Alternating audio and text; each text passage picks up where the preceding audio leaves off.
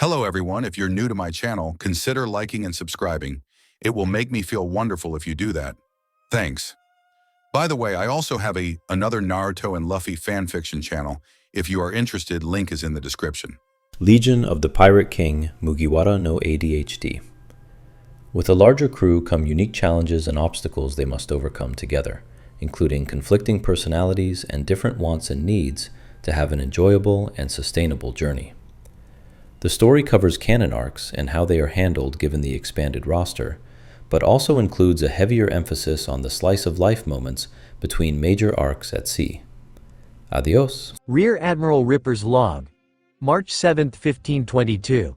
Today's operations commenced with the transfer of the Arlong pirate crew to the custody of Saint Manmire Aurelia, an exchange that experienced an unforeseen complication with the escape of a key crew member, Yami, into the bay. His subsequent pursuit proved unsuccessful, and he is now listed as extremely dangerous. Following these events, marine resources were swiftly redirected to address a critical report concerning the capture of the Oikot King's flagship and his eldest son by an unidentified pirate crew. I have initiated a rapid response, deploying a contingent of warships to rendezvous with the 8th branch under Captain Hardy, aiming to secure the prince's safe return and recover the vessel, thereby upholding our commitment to regional stability and demonstrating unwavering dedication to duty. Logia Town. Living quarters. Ripper awoke to the sound of sizzling and the smell of bacon. Rolling out of bed, he stretches his arms above his head before glancing at his watch. It was 6:45, plenty of time for breakfast with Ririka. Exiting the small room, clad only in his boxers, Ripper stops dead in his tracks upon seeing Daddy Masterson lounging on the couch. "Morning, Ripper. Looks like you managed to pull yourself out of bed on time today." With a grin, Daddy locks eyes with the Rear Admiral, avoiding any glance beneath his shoulders. "Hey, sweetie, we have company this morning." Ririka calls from the small kitchenette. Glancing at Ripper, she slaps a hand over her mouth to muffle a laugh. A crimson streak climbed up Ripper's neck. Turning back to the room, he dashes in, slamming the door behind him. A few moments later, he emerges, adjusting his uniform to find Ririka engaged in conversation as she plates the last of their food. "Time does he get here? I've never met a celestial dragon in person." "It sounds exciting." Ririka's melodic voice floats across the room as she grabs the plates from the counter and makes her way to the couch where Daddy is sitting. Handing one to the man, she sits down beside the older man. Setting her and Ripper's plates on the coffee table, she pulls her legs up beneath her, leaning closer so that she can better hear. Glancing at Ripper as he crosses the room to join the pair, Daddy shifts his focus back to the young woman and answers, "We expect him to arrive around 10 o'clock, but these things are always unpredictable. I sent a couple of scout ships out. They should give us enough warning to get set up at the docks before the big arrival." Stabbing an egg, he eyes it for a moment before placing it into his mouth and chewing quietly. His eyes widened in surprise. He mumbled through a mouthful of egg, "This is good. Where did you learn to cook?" Picking up his plate, Ripper scoops up some eggs and chews them silently as he listens. Despite spending most of their first day on the island together, Ririka hadn't gotten the opportunity to get to know Daddy Masterson, and he was happy to see them getting along so quickly. "I was a bartender at Fu back in Shell's Town. Sometimes I ended up pulling double duty in the kitchen when we were short-staffed." Grabbing her plate, Ririka picks up a piece of bacon and takes a bite, chewing slowly before swallowing with a smile. Turning to Ripper, she continues, "That's how we met, in a roundabout way. Axe Hand Morgan's son thought it was funny to try to destroy the restaurant and hurt my kiddo. Ripper ended up making the boy clean up the mess as an apology to me for the trouble, and the rest is history." Placing her hand on Ripper's leg, she smiles at him, choosing to omit the part about how angry she had been when Ripper let Helmeppo out of prison and offered him a position in the Marines. The trio continued chatting as they finished their meal, after which Ripper and Daddy Masterson excused themselves and headed to the office building. Logia Town. Offices. Sitting down behind his desk, Ripper glances at the reports stacked up in front of him. Glancing at the clock, he notes the time at 7:30. "I should read through these while I wait." Taking hold of the first page, he begins flipping through each report, occasionally jotting down things in his notebook. Just as he was finishing the third and final report, Ripper's Den Den Mushi began to rain. Now, who could that be? Reaching across his deck, he picks up the snail, cutting off its butta butta butta, before answering in a calm tone, "Rear Admiral Ripper, how can I?" "Where the hell are you, Toshigi? We're just about to land," comes an angry voice on the other end. Toshigi? This must be her old number, but why did they ignore my introduction? Raising an eyebrow, he tries to remain calm while leaning back in his chair. "This isn't Toshigi, it's... I don't want to hear any of your damn excuses. If I can't trust you to be ready, then how in the hell am I supposed to rely on you when we run into, hang on?" The sound of the Den Den Mushi dropping onto a desk precedes the man's more muffled voice. "If you're here, then who in the hell am I talking to right now?" "Well, I don't know, next time, try not to be so damn late." A door slams, and the Den Den Mushi is again picked up. The voice on the other end sounds a bit less angry this time. "This is Commander Smoker. Who am I speaking to?"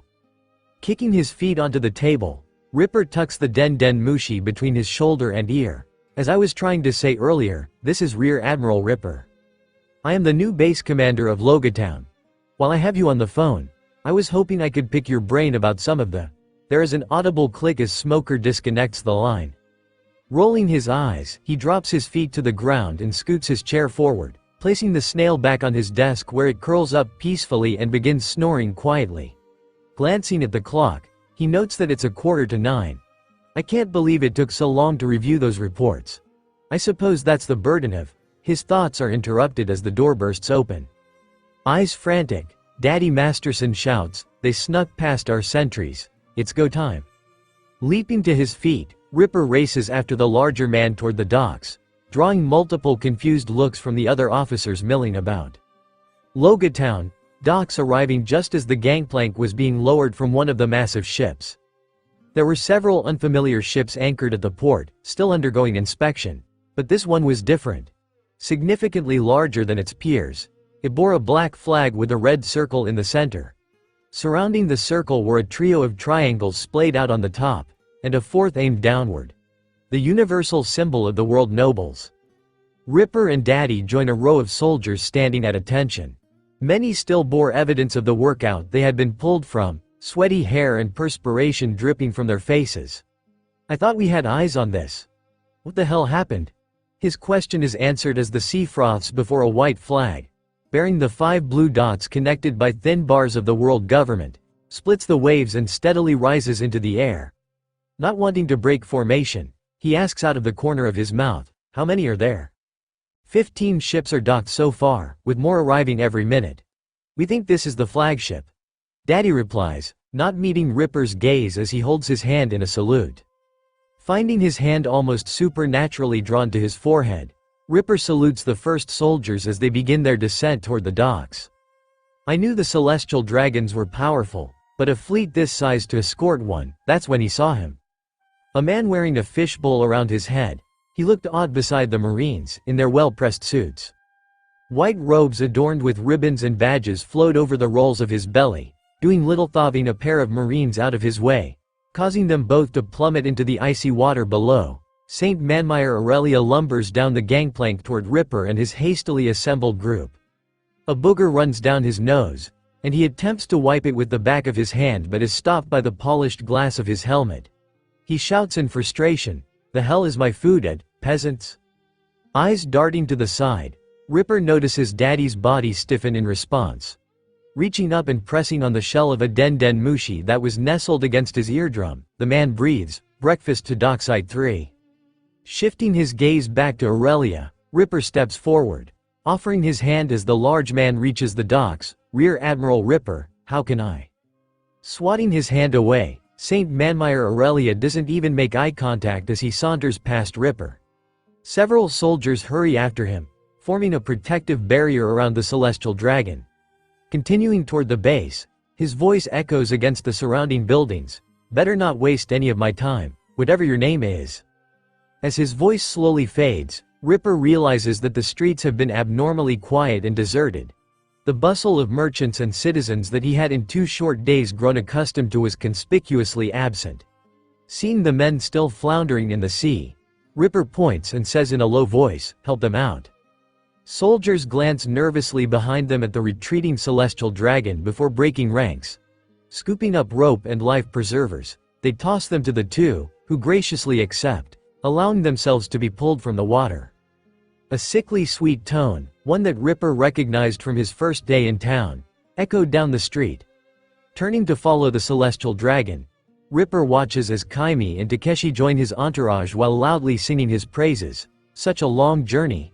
I hope it was a smooth one, sir. It's a pity you had to suffer through such a pathetic reception. Glancing over his shoulder, Takeshi makes eye contact with Ripper and grins maliciously before shifting his focus back to Saint Aurelia. At least one of you vermin understands your place. I can't believe he tried to talk to. Saint Aurelia is seized by a coughing fit and doubles over in pain. The soldiers attempt to assist him up, but he flails his hands at them. Once the fit has passed, he glares at the assembled Marines and shouts, "What have I told you about touching me? You're lucky I don't have you all executed?" As Ripper starts down the street after the retreating group, he feels his arm catch and turns to see Daddy Masterson. "What is it?" Ripper asks, carefully extracting his sleeve out of the man's grip. "I know a faster way. Let's beat them back to base," Daddy replies with a mischievous look in his eyes. Logia Town, Marine Base courtyard. True to his promise, Daddy Masterson arrives with Ripper several minutes ahead of the Celestial Dragon, giving them a brief window to plan their next move. The route was unconventional, having taken them through several back alleys and what appeared to be the back offices of a deserted restaurant. Resting his hand on Ripper's shoulder, Daddy gives himself a moment to catch his breath before saying, "I don't think our plans are going to work out. We're going to need to wing it. Our best bet is to get him to leave before we get caught up in the drama." Glancing at a floral display that was nearing completion along the perimeter of the courtyard, Ripper lets out a disappointed sigh and hangs his head. "You're right. I'm sorry you had to waste so much of your time getting." "It's fine." Daddy interrupts him. Sliding his hand off Ripper's shoulder and placing 2 fingers under the man's chin, he forces it up so that he can meet his gaze and repeats, "Really, it's fine. I was happy to do it for you, and even if none of it goes appreciated, taking the burden off your shoulders was worth weight in gold." "Hey, you're a good guy, Captain Masterson," Ripper replies with a smile. The sound of footsteps and crunching sand indicated that they had little time left. Turning in the direction of the noise, he continues, "What are we going to do? He's not going to leave without Arlong in tow, but somebody has to keep an eye on him and those damn cipher pole agents. I can't be in 2 places at the same time. Leave babysitting to me." Turning alongside the rear admiral, Daddy Masterson brings a hand to his forehead in salute as Marines come into view behind the gate. He smirks, lowering his voice, "Somehow, I get the feeling Arlong is going to be even more of a pain in the ass than these guys. Better go quick. If the agents see you, there's no chance of getting out of here without a confrontation." "Good catch." Pupils dilating slightly, Ripper bolts to the side, diving through a loose panel in the wall that Daddy had brought them through before slamming his back against the wall and breathing hard. Dirt clung to his uniform, but he paid it no mind as the shrill voice of the Celestial Dragon mocked the careful floor arrangement, drawing all of his attention. "If this is what the world government is about, I made a mistake joining the Marines. These people are worse than any pirate I've ever met." Closing his eyes, he shoves down the dissenting thoughts chasing their way through his mind. He opens them slowly, now focused on the immediate mission, and sets off toward the prison. Logia Town, prison. Approaching the entrance to the prison, Ripper hears footsteps slapping against the pavement and turns in time to see a young Marine approach. Wrinkling his brow, he wonders aloud, "What is this?" "Rear Admiral, thank goodness I found you," the man shouts, waving a folder in his hand as he comes to a stop feet from the Rear Admiral. Handing it over to Ripper, he continues, "I've been looking all over the base for you. Commander Hertz said it was vital that you get this as quickly as possible." Straight from Hertz. This must be important. Flipping open the folder, Ripper scans the first page before looking up with a confused expression. "This is just a field report from the Okio Kingdom." "Why did you?" His fingers run across the timestamp showing that the incident occurred that morning, and a smile splits his lips. "You cheeky bastard. I guess that's one way to prove that you were listening." Handing the report to the Marine, he issues a quick command, "Drop this off in my office. I'll review it later this evening." As the man turns away, his shoulders and head slouch forward. Ripper calls out after him, and tell Hertz thank you for his diligence. The man's features soften, and he lifts his head, shooting a smile over his shoulder before jogging back toward the offices. As the Marine fades from sight, Ripper shifts his focus back to the prison and swallows hard. Don't you dare make me regret this, Arlong. Walking through the entrance, he is approached by Commander Alexis. The man smelled faintly of alcohol and cheap cigar smoke and was walking with a slight limp on his left side. I should look into that, but not now. Arlong is the priority today. Snapping a quick salute, Alexis cannot keep the smirk off his face. We've got them all back in their fishbowl for you. Several guards seated chuckle to themselves as they exchange money with one another. A man nearby whispers to his friend, and Ripper faintly catches a few snippets of their conversation. Best fighters, betting odds. I am absolutely going to look into this. Tomorrow. Returning his focus to Alexis, he offers a gentle rebuke. You really shouldn't say things like that. Fishmen are people just like us. Barely. Da-ha-ha. Alexis replies, his laughter echoing down the halls as he leads Ripper through the prison. As they pass by Gigi's cage, she rattles the bars and shrieks, about damn time yo think about my offer, Ripper. If you let me out, I'll. Another prisoner, who shared the cell, yanks her backward, slamming her small frame to the ground before growling, shut your damn trap.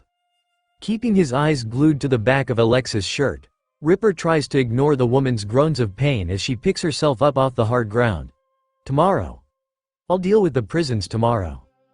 The sound of water splashing against the floor reaches Ripper's ears as he approaches the holding cell that Arlong and his crew had been moved to. Turning the corner, he sees the entire crew crammed into a single cage, clothes dripping wet. Anger flashing across his face, Arlong stabs a finger at Alexis and shouts, "Where's our damn money? We fought in your damn arena, now it's your turn too." He stops as the guard frantically points at Ripper. Lips curling into a toothy grin, he rakes his eyes across Ripper's attire before growling, "What are you doing here? Couldn't get enough of my pretty face?" Bending down so that he is at eye level with the Marine, his jagged nose slides between the bars. For a moment, it appeared that he was going to try to push through until his cheeks came to rest against the metallic barrier. Top of my priority list. Tomorrow. Striding confidently forward, Ripper stops inches in front of Arlong's nose. He was close enough to taste the fishman's stale breath. "You won't intimidate me this time." Meeting the man's focused gaze, he says in a cool voice, "It's your last day in Logatown. I thought I'd see you off." Shahahahahaha. Pulling backward, Arlong places a hand on his stomach as he roars with laughter, joined by the rest of his crew. As they settle down, he slides forward through the bars, stopping just before making contact. Lips splitting into a wide grin, he cruelly mocks the Marine. "Couldn't handle me, so you had to send me to a better prison? Serves you right. You humans could never contain our fishman might. But tell me, boy, who is coming to clean up your dirty work? Garp?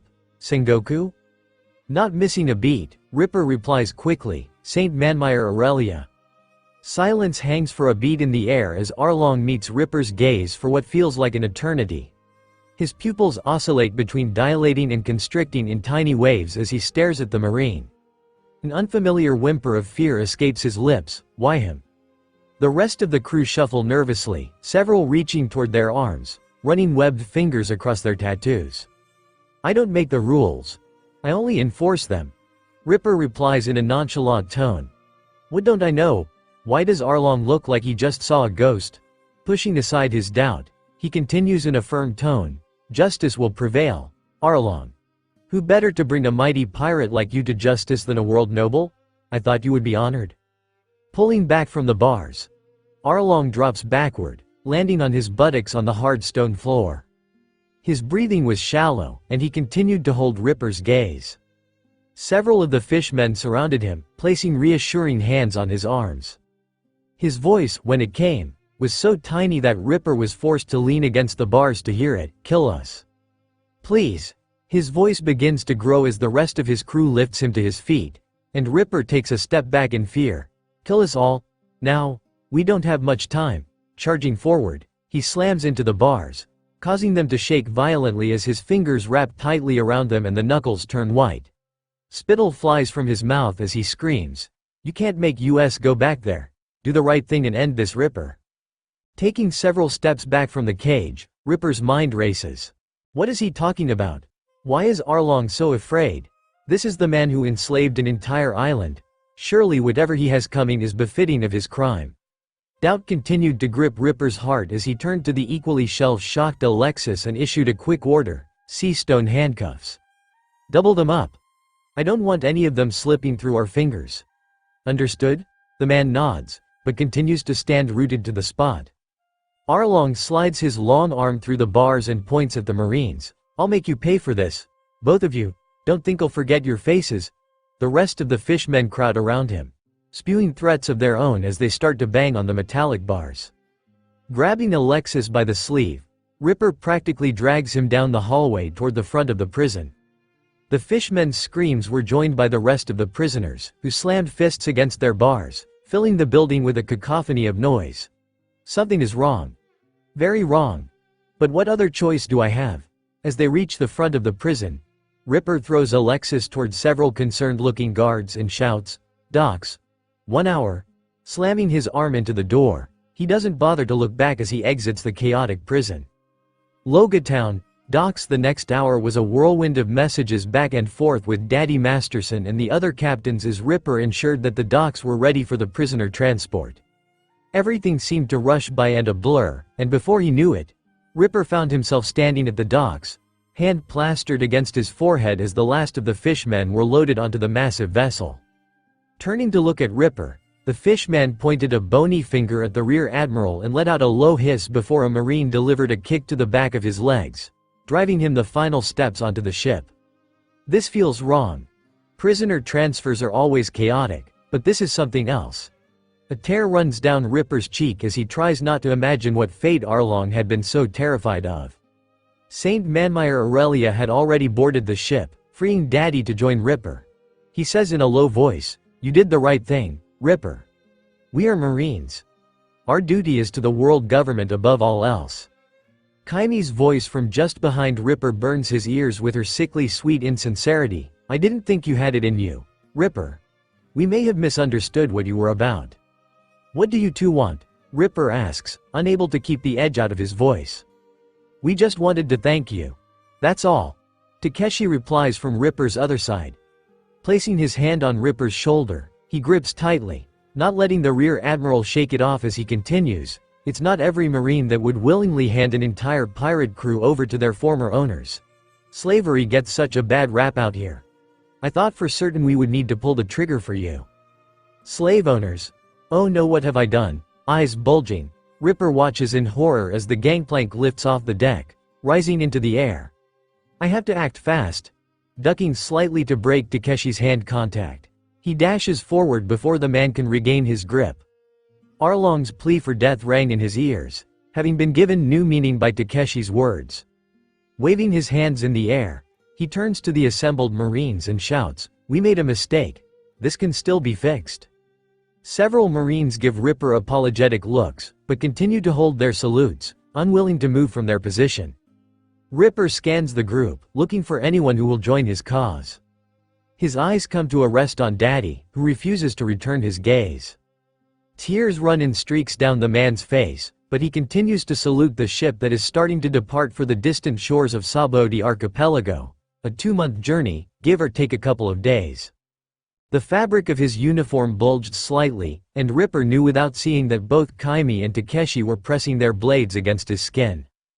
Justice fails when good men choose to look the other way. If nobody else is going to do this, then I'll have to do it myself. Turning back to the water, Ripper pulls his uniform jacket over his head and ground. A moment later, it is joined by his belt as his jeans drop into a puddle around his ankles. This is career suicide. A voice shouts in his head, but he silences it. Eyes narrowing, he sprints toward the edge of the dock and dives into the water. It felt like ice against his skin, and for a moment, Ripper thought he would pass out. The sound of a second splash beside him, followed by several more, breaks him free. Arms flying forward, he begins swimming toward the ship that was pulling away from the dock. Not so alone after all. More splashes continue behind him, followed by the collective roar of "Justice will prevail."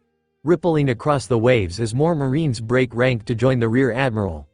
Glancing up, Ripper can see the ship start to pick up speed as it lowers into the water. "Stop, please stop," reaching futilely forward. Ripper grasps hopelessly at the retreating vessel before he feels a pair of strong arms wrap around his torso. "They're gone. There's nothing we can do," comes Daddy's reassuring voice in Ripper's ear. The water around was darker than normal as crimson streaks rose to the surface. Deep gashes on either side of his stomach showed that Cypher Pole had not let him escape without a fight. More arms surround Ripper, and he gives up the struggle as they begin pulling him back toward the docks. He catches Rose Thorn's voice as she mutters something sharp, followed by a quick retort from her sister. Planter was issuing instructions to the others and coordinating movement while Banksy complained that his instructions were too rigid for his liking. Rhodes muttered to himself about the legal implications of them all deserting their post together. "My captains. All of them." A smile spreads across Ripper's face, and he allows them to lead him back to safety. On the way, he passes other faces, familiar and otherwise, who fall into line behind their group. Arriving at the docks, several Marines who still refuse to make eye contact with the rear admiral help them to their feet. Takeshi and Kaima were nowhere to be seen, likely plotting how they would spin this story to their superiors. The weary captains, wringing the water from their clothes, follow in silence behind Ripper as he makes his way back to the offices. Logia Town, offices. The door slams behind Daddy Masterson. He twists the bolt, ensuring their privacy before turning to address the group. "We're fucked." Tears stream down Rose Flower's cheeks, and she blubbers, "What are we going to do? I can't go back to civilian life."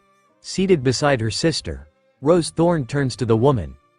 Everyone holds their breaths, expecting an explosion between the explosive duo, but instead of sparks, she places her hand on the woman's back and gently strokes it while whispering comforting words in a low voice. Nerves at an all-time high, Planter paces around the office, running his hands repeatedly through his hair as he mutters to himself. Not wanting to be caught in the chaos, Rhodes strides purposefully around the desk, setting himself gracefully in Ripper's chair and carefully examining two reports before him.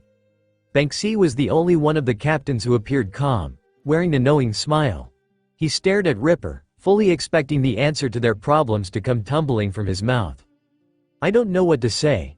Shoulders sagging, Ripper leans against the wall beside Daddy Masterson. Banksy's smile falters for a moment, but resumes in earnest as he tries to piece together whatever nugget of hidden truth Ripper might be holding back. "I think Daddy hit the nail on the head. We may very well be fucked." Letting out a sigh, Ripper closes his eyes as he reflects on his time at Logia Town. "Is this only my third day here? That can't be right." Opening them slowly, he says in a more reassuring tone, "No matter what happens, I think we can sleep well knowing that we tried to do the right thing." Raising her eyes to meet Ripper's, Rose Thorn's pupils tighten into slits, and she practically hisses, "Doing the right thing isn't going to put a roof over our heads." "Fixed it," Rhodes announces in a matter-of-fact tone as he carefully returns the cap to his pen and slides it into a desk drawer. Pushing the report across the table toward the sisters, who turn toward him in surprise and mild disgust at having been interrupted, he points at the first page. "Read." Snatching the stack of papers from the deck, Rose Thorn reads in silence. Her eyes grow wide, and she glances over the top at Rhodes. "Is this real?" The man nods his affirmation and resumes aloud, "Transporting the Arlong pirates. A member of their crew who goes by the name Yami slipped away." Running her finger beneath the words, her attention is called back to Rhodes as he clicks his tongue. "Careful. Ink's still wet," Rhodes warns, his face expressionless.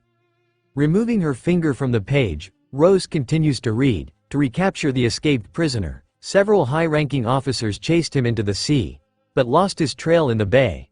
His whereabouts are currently unknown, and he should be treated as extremely dangerous." Placing the page down carefully, she again meets Rhodes' eyes. "How did you do it? Your handwriting looks exactly like what comes out of the printer." Smirking slightly, Rhodes replies in a cool tone, "Special training. Calligraphy 101. It's the perfect alibi." Striding over to the desk, Daddy Masterson reread the page over Rose Thorn's shoulder, trying to wrap his head around how such a gift could have been dropped into their laps. Satisfied, he turns to Ripper with a broad smile and declares, "We are saved." He immediately winces in pain as the wound on his side pulses. "All we have to do is lie," Ripper says in a shaky voice. Every eye turns in his direction, and he can feel a sudden shift in the room's atmosphere. Meeting each gaze individually, he continues, "If we turn in that doctored report, every one of us will be a liar. Is that something we can live with?" One by one, the captains nod in agreement. He says in a resigned voice, "In for a penny, in for a pound. Somebody hand me that other report.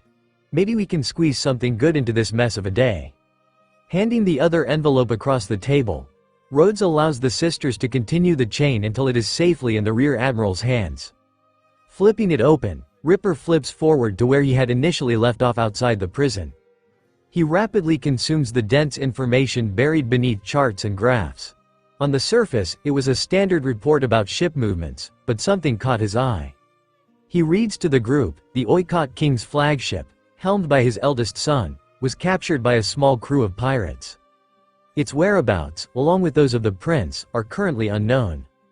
Glancing over the top of the paper, he tries to meet Rhodes' gaze, but the man is now staring absent-mindedly at the wall behind him. Eyes darting to Rose Flowers. He smiles, seeing her independence ignite as she pushes her sister's hand away. Nodding to himself, he announces, "This is a situation where we can do some good. Let's scramble a dozen warships to meet the 8th branch there. It's time for Captain Hardy to prove if he has what it takes to keep Nelson's former Marines in line." "Yes, sir," Daddy Masterson replies with a salute that draws another wince of pain to his face. Gaze softening, Ripper says in a gentle voice, "You've done enough, Captain. It's time for you to take a trip to the infirmary." Seeing Daddy preparing to argue, he cuts it off, "Don't even think about going against that order. Flowers, can you escort Mr. Masterson on his way?" Gladly. Pulling away from Rose Thorn and giving her a nasty look, Rose Flower's gaze softens as she loops her arm around Daddy Masterson's waist and leads him to the exit. Flipping the lock, she pushes the doors their leave. "Banksy, I expect you to dispatch those soldiers before sundown, got it?" Ripper says in an authoritative tone. "Do I have to?" Eyes rolling toward Planter, Banksy whines, "Communications is his job, not mine. And he looks like he's about to have a stress-induced stroke.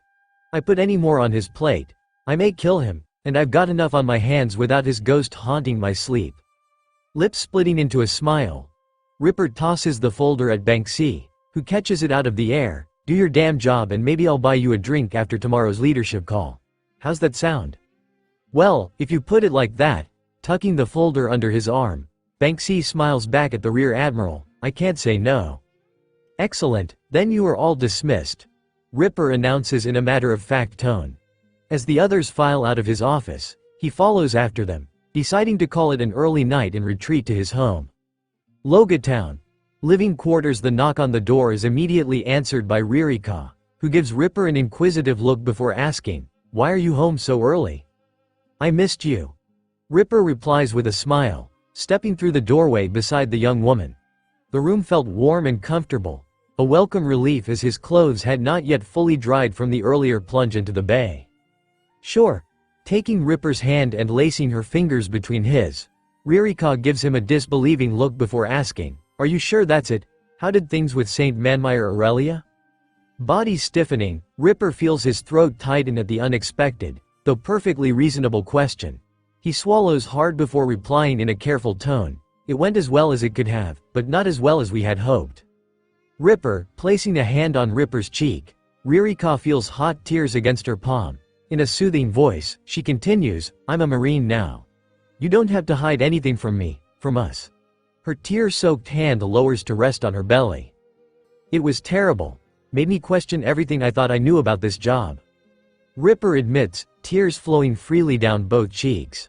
Allowing Ririka to guide him into their bedroom, he carefully unpacks the horror he had experienced on the docks. They were up late into the night discussing the ramifications of this information and what it means for their continued involvement in the world government's corrupt system. As the Basin Black drifted away from the Gecko Island, the crew were having a heated debate on the deck. A portly pirate named Lestrade yelled, "We can't keep calling ourselves the Black Cat Pirates. We abandoned that name when we left Kuro and Django behind." The pirates surrounding the pair let out a loud cheer. A thin pirate with a nasal voice named Alessandro yells back, "What are we supposed to call ourselves then? We've always been the Black Cat Pirates." The pirates who had previously cheered for Lestrade now cheer for Alessandro's counterpoint. His face growing red, Lestrade bellows, "I don't know, but we can't keep using this name." The pirates again cheered. Without a leader, the group had no idea who they should support and so were supporting each side with equal fervor.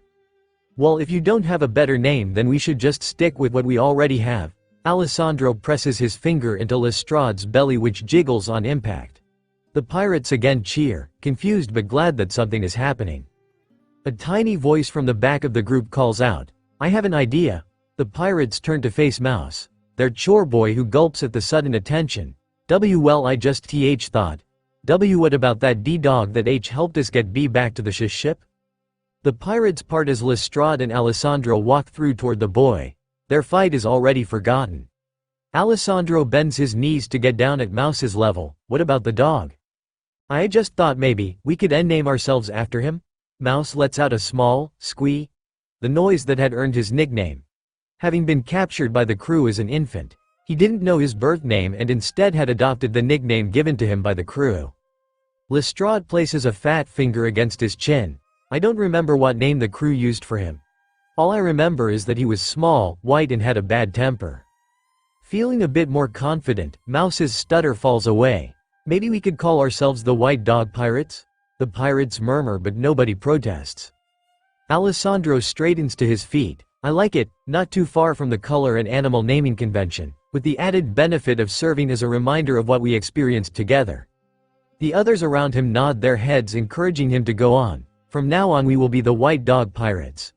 A cheer is raised by the group and several of the pirates lock arms and begin dancing. Placing his fingers into his mouth, Lestrade lets out a loud whistle, ending the celebration and bringing attention back to him. "What do we do now? We have a name, but what are we trying to accomplish?" A woman named Agatha near the back of the group shouts, "Steal somebody's money?" An older man named Charles calls out, "Pillage a town?" Another woman named Beatrice joins with her own suggestion, "Kidnap some orphans?"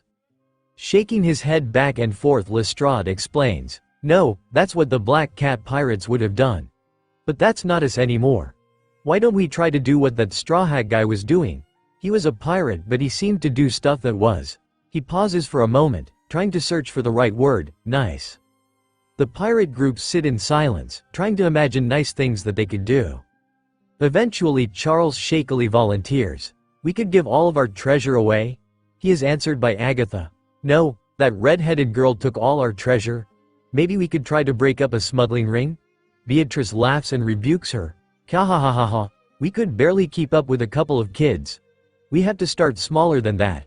What if we went to an island and just asked how we could help?" Several of the pirates nod their heads in agreement. Alessandro, who is also nodding, says in a loud voice, "All right. I think we can do that. But where would we find an island that needs help?" A tall man named Anatoly makes his way onto the deck from the kitchens. As the chef, he had been busy cooking when he found something strange. Holding a letter in his hands, he makes his way towards the group. "Found something downstairs. You all might want to have a look." The rest of the crew turn to face him and, noticing their intense focus on him, raises his eyebrow. "Were you all waiting for me?" A squeak escapes Mouse's lips and he darts between his crewmates' legs towards Anatoly. "Squee. Read it. Read it." The young boy wraps his arms around the chef's right leg and stares up at him. He saw the larger man as a parental figure and was glad that he had finally come out to see them. "All right already. Calm yourself, Mouse." His thumb pierces the seal and he slowly pulls out a handwritten letter and begins reading it out loud for the group. "To whom it may concern, we may have saved you from your captain, but your work isn't over yet. If you want to honor the sacrifices we made for you, then I need you to do exactly what I say. Find a Den Den Mushi and call 128-16647. Ask to speak with Commander Ripper from Marine Branch 153 and do everything he tells you. Sincerely, Pirate Justice." Folding the letter up, Anatoly prepares to rip it apart. "That's dumb, the Black Cat Pirates don't care about things like." Before he can continue, the pirates around him shout in unison, "No!" He freezes, his fingers poised to tear the letter in half. "No!" Alessandro and Lestrade make their way through the crowd towards Anatoly. Several minutes later, after catching Anatoly up with the recent changes to the crew's name and goal, the chef places the letter into his pocket. Guess I should hold onto this for safekeeping. But where are we going to find a den mushi out here? A squeak escapes Mouse, who is no longer holding onto the larger man's leg. Squee, we could check out the port back in Syrup Village. Seems a little weird to be going back so soon after we left, but they may have a way to make calls between islands. Several of the pirates around them nod in agreement. Lestrade's booming voice rings out. Okay. But we need to be on our best behavior. The pirates cheer as Lestrade makes his way towards the steering wheel. As the helmsman, it was his duty to guide the ship. Several hours later, the now well-fed crew arrived at the shipping docks. Alessandro had pulled down their old pirate flags and raised white flags in their place, reasoning that they were a more accurate representation of the crew's intention. Once docked, Anatoly, Beatrice and Mouse debark the ship and make their way to the offices. As the trio walk along the docks, the workers give them odd looks, but they ignore them and continue towards their destination. Arriving at the offices, the trio enters and walks up to the front desk. Beatrice taps a small bell, drawing an irritated look from the receptionist. We were wondering if we could use your den mushi. Have an urgent call we need to make. Placing the pencil she had been using to write a note down, the woman shuffles her paperwork to the side before saying in an annoyed voice, "May I ask who you are calling?" His large arms slap into the top of the counter as Anatoly leans against it. "None of your business." Slapping the chef on the arm, Beatrice attempts to smooth things over as the receptionist becomes visibly annoyed. "It shouldn't take long. Just a quick call, then we'll be out of your hair." "I don't think we can just give any." Before she can finish her sentence, a well-dressed man with hair that looks like a sheep's mane and two small horns round the corner. Her face brightens as she smiles at the newcomer. "How can I help you today, sir?" The man stops next to the desk, studying the group for a moment before asking, "Who are these three? Are they looking to purchase a boat?" Before the receptionist can answer, Mouse's squeaky voice chimes in. "We were hoping to use your phone. We've got an important call." We name back at the receptionist, who shrugs her shoulders. The well-dressed man waves for the group to follow him and turns down the hall. The group follows him, Anatoly and Beatrice shooting dirty looks at the receptionist as they pass her desk. Several moments later, they find themselves in a neat office. Reaching across the desk, the strange-looking man picks up a snail and hands it to the man. "Well, be quick about it. I have important things to take care of and not much time to do so." As Anatoly takes the snail in his hands and turns it over looking for a dial, Beatrice offers, "Is there anything we can do to help?" The man sizes her up for a moment before saying hesitantly, "Not unless you know how to sail a ship." Beatrice looked down at the ground. She didn't have any sailing experience yet, mostly helping with cleaning. As Anatoly finds the dial, he begins punching in the numbers when Mouse squeaks out, "Squee, I know how." Both Anatoly and Beatrice look at him in surprise, and he continues on. "Lestrade has been teaching me. As long as it's got a wheel and not one of those whipstaff things, I can probably do it." Nodding, the lamb man walks towards the young boy and places a hand on his shoulder. "I would be very grateful for your help, young man." Turning to the older pair, he says, "Feel free to take the den mushi with you. I won't be needing it after today." With his strong hand firmly on the boy's shoulder, he steers Mouse out of the room. The other two shrug and focus on their call. Dialing in the final digit, the device begins to jiggle in Anatoly's hand. Buddha Buddha Buddha Buddha. Buddha Buddha Buddha Buddha. Click. A woman's voice comes on the other end, sounding very distraught. "Hello? Who is it?" Bringing the snail towards his mouth, not sure about exactly how it worked but reasoning that it would need to be able to pick up his words, Anatoly responds, "The name is Anatoly, I'm calling because of a note that was left by Pirate Justice. Said to ask for a Commander Ripper, is that you?" There is a long pause broken by the occasional sound of sobbing before the woman's voice returns. "He isn't here right now. I can give you his office number unless you want to try back later." Shrugging his shoulders, Anatoly ignores the woman's obvious distress as he replies, "Sure, give me the office number." The pair hear the sound of papers shuffling before the woman's voice cuts through. 128, 43, 652. "Now if that's all, I need to get back to something." Beatrice darts towards the desk and grabs a notepad and pen. Hastily writing down the number, she hands it to Anatoly, who reads back, 128, 43, 652. Is that right? The voice on the other end quickly replies, "Yes, that's it. Now I really need to go." The line goes dead as she hangs up the other end. "Huh, I wonder what's got her so bothered," Anatoly asks Beatrice. The woman shrugs her shoulders. "Who knows, not our problem. Want to call here, or should we take the phone back to the ship and call with the rest of the crew?" Breathing deeply, Anatoly considers the possibilities for a moment. "I think we do it on the ship. We are still a crew after all. Better to not keep them in the dark." A short while later, Anatoly and Beatrice return to the ship. They look around for Mouse, but not seeing him, Anatoly shouts, "Anybody see where Mouse went?" The shipwright Alessandro responds, "Yeah, some weird-looking guy led him onto a big ship." He points north to a retreating vessel. "You can barely see it. Hopefully, he gets back before we leave." Several of the other pirates chuckle as they start prepping the boat to take off. Holding up the Den Den Mushi, Anatoly calls out, "We probably shouldn't abandon the kid. He's doing one of the dock managers a favor, and in exchange, we get to keep this." The pirates let out a loud cheer, which Anatoly quickly hushes. "Tried the number from the letter, but Captain Ripper wasn't there. The lady who answered gave us another number to try, and I figured you all might want to listen in." The thunder of footsteps is almost deafening as the entire crew rushes towards Anatoly and Beatrice, crowding close. Holding up a single finger, he says, "You all need to stay quiet so we can hear what he has to say." He pulls out the note that Beatrice had written and carefully dials in the number. The snail begins wobbling and several of the pirates jump backward in fear, having never seen a Den Den Mushi in person. It lets out a slow, Buddha Buddha Buddha Buddha. Buddha Buddha Buddha Buddha. Click. A calm voice from the snail carries across the deck of the ship. "Commander Ripper of the 153rd here. May I ask who is calling?" Pressing the phone against his mouth, still not entirely sure how close he needs to hold it, Anatoly says, "It's Anatoly of the White Dog Pirates. I was told to call this number." "You don't need to hold it so close to your mouth," came an exasperated response on the other end, and Anatoly obediently pulled the snail away, holding it at arm's length. "Pirate A. Who told you it was a good idea to call a marine base?" Scrunching his face, Anatoly tries to remember the name that had seemed so obvious before.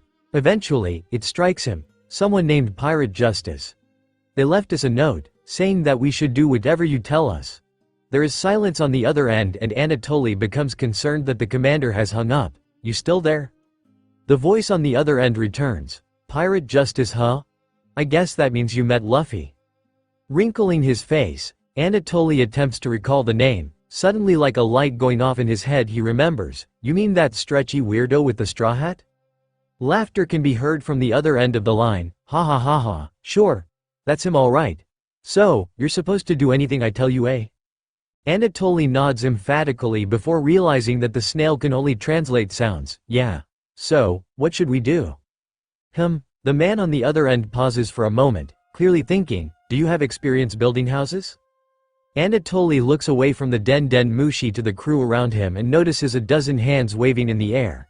He looks back at the device. "Yeah, a few of us do." "Why?" "A few of you?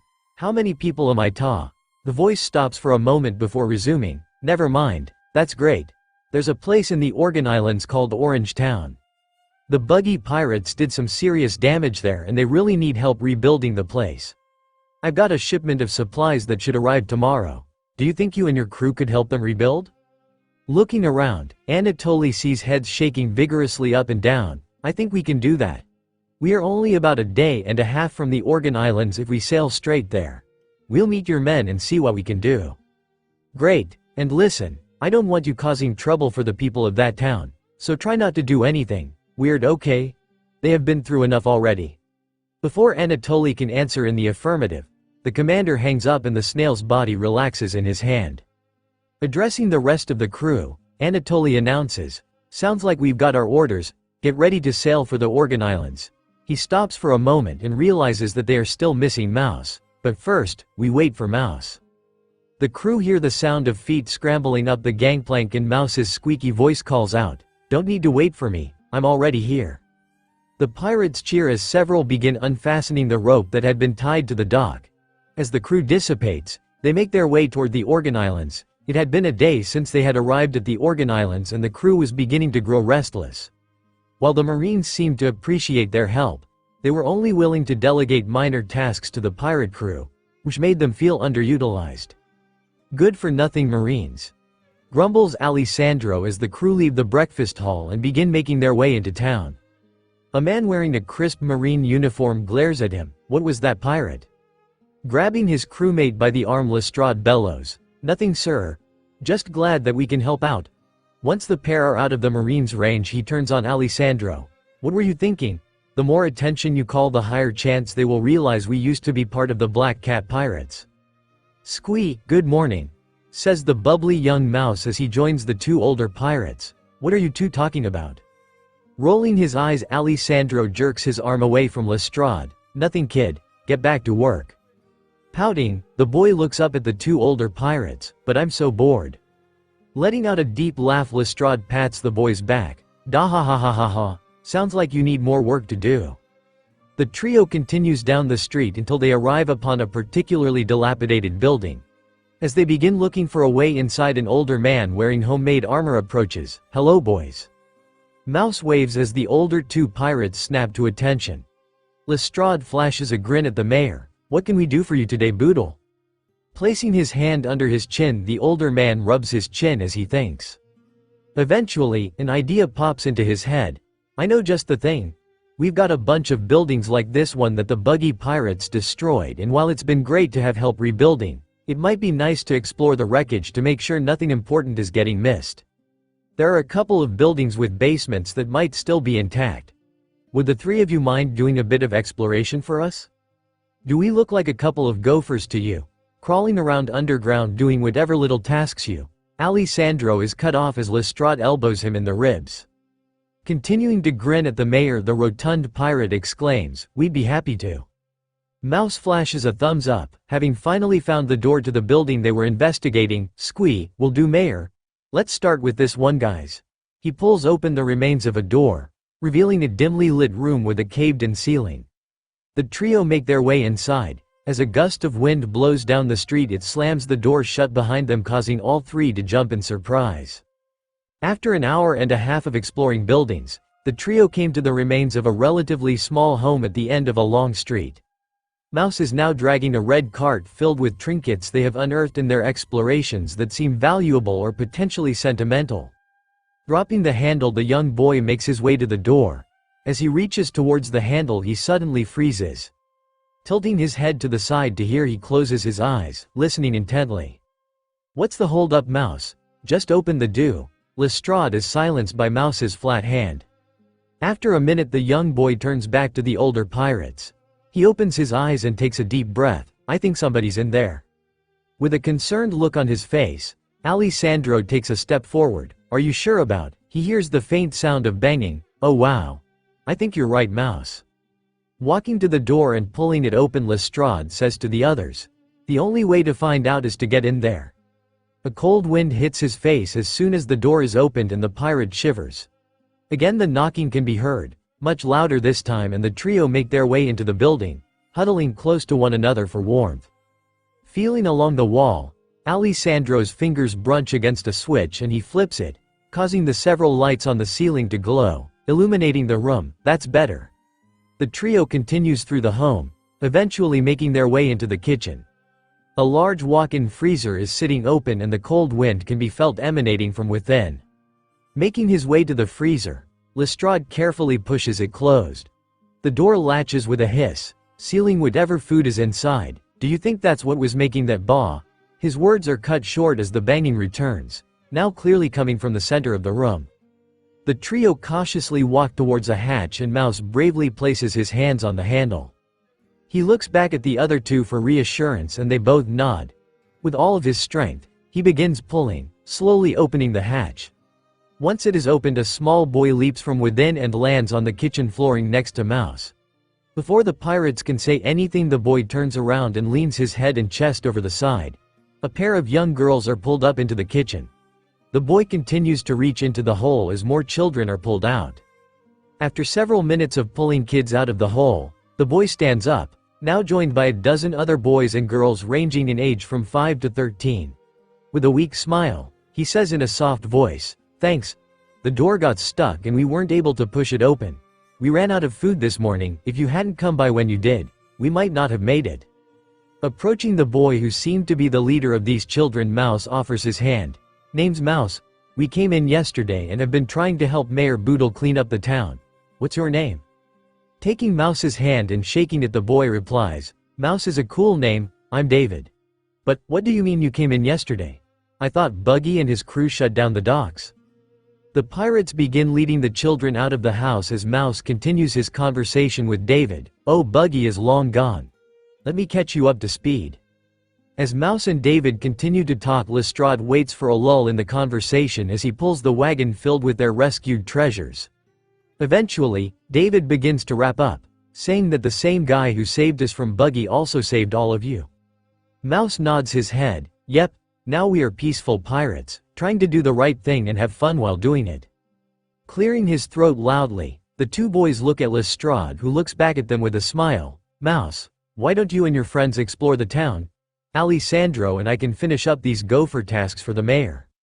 Looking to Alessandro for approval, the gaunt pirate rolls his eyes before nodding his head. "Get out of here and be a kid for once, Mouse." Grinning at his new friend, Mouse and David take off down the street, followed by the rest of the children. Once they are out of sight, Lestrade looks over at Alessandro. "I think we've done enough for this morning, how about you?" Raising his eyebrows, Alessandro turns to the portly pirate. "Ditching out early on work? I like this side of you, Lestrade." The pair walk down the street in search of the restaurant that had been hastily constructed the day before. After a while, the kids grow bored and begin looking for something exciting and new. Jeffrey, one of the older boys, asks, "Where do you keep your ship?" Somewhat nervous, Mouse looks around at the other kids who are now all intently focused on him. "Squee, I don't know if I am allowed to." "Come on, Mouse. I promise we won't do anything bad," promises David as he holds his hands behind his back, crossing his fingers. Not wanting to disappoint his new friends, Mouse reluctantly agrees. "Okay, fine. Follow me." We docked outside of town. The kids cheer as Mouse leads them towards the beach. As the kids made their way onto the massive ship, Mouse did his best to keep an eye on them but was quickly overwhelmed as members of the group splintered off, finding interesting things to investo. Stay close to his friend David. Mouse leads the older boy up to the rear deck where the steering wheel is located, is where we steer the ship. Sometimes Lestrade even lets me do it. A thought crosses David's mind and he asks, "How long have you been a pirate, Mouse?" The young boy shrugs and lets out one of his namesake squeaks. "Squee. Most of my life, I suppose. The crew picked me up when I was really young. I never really knew a life off the ship." David thinks for a moment. "That's sad, Mouse.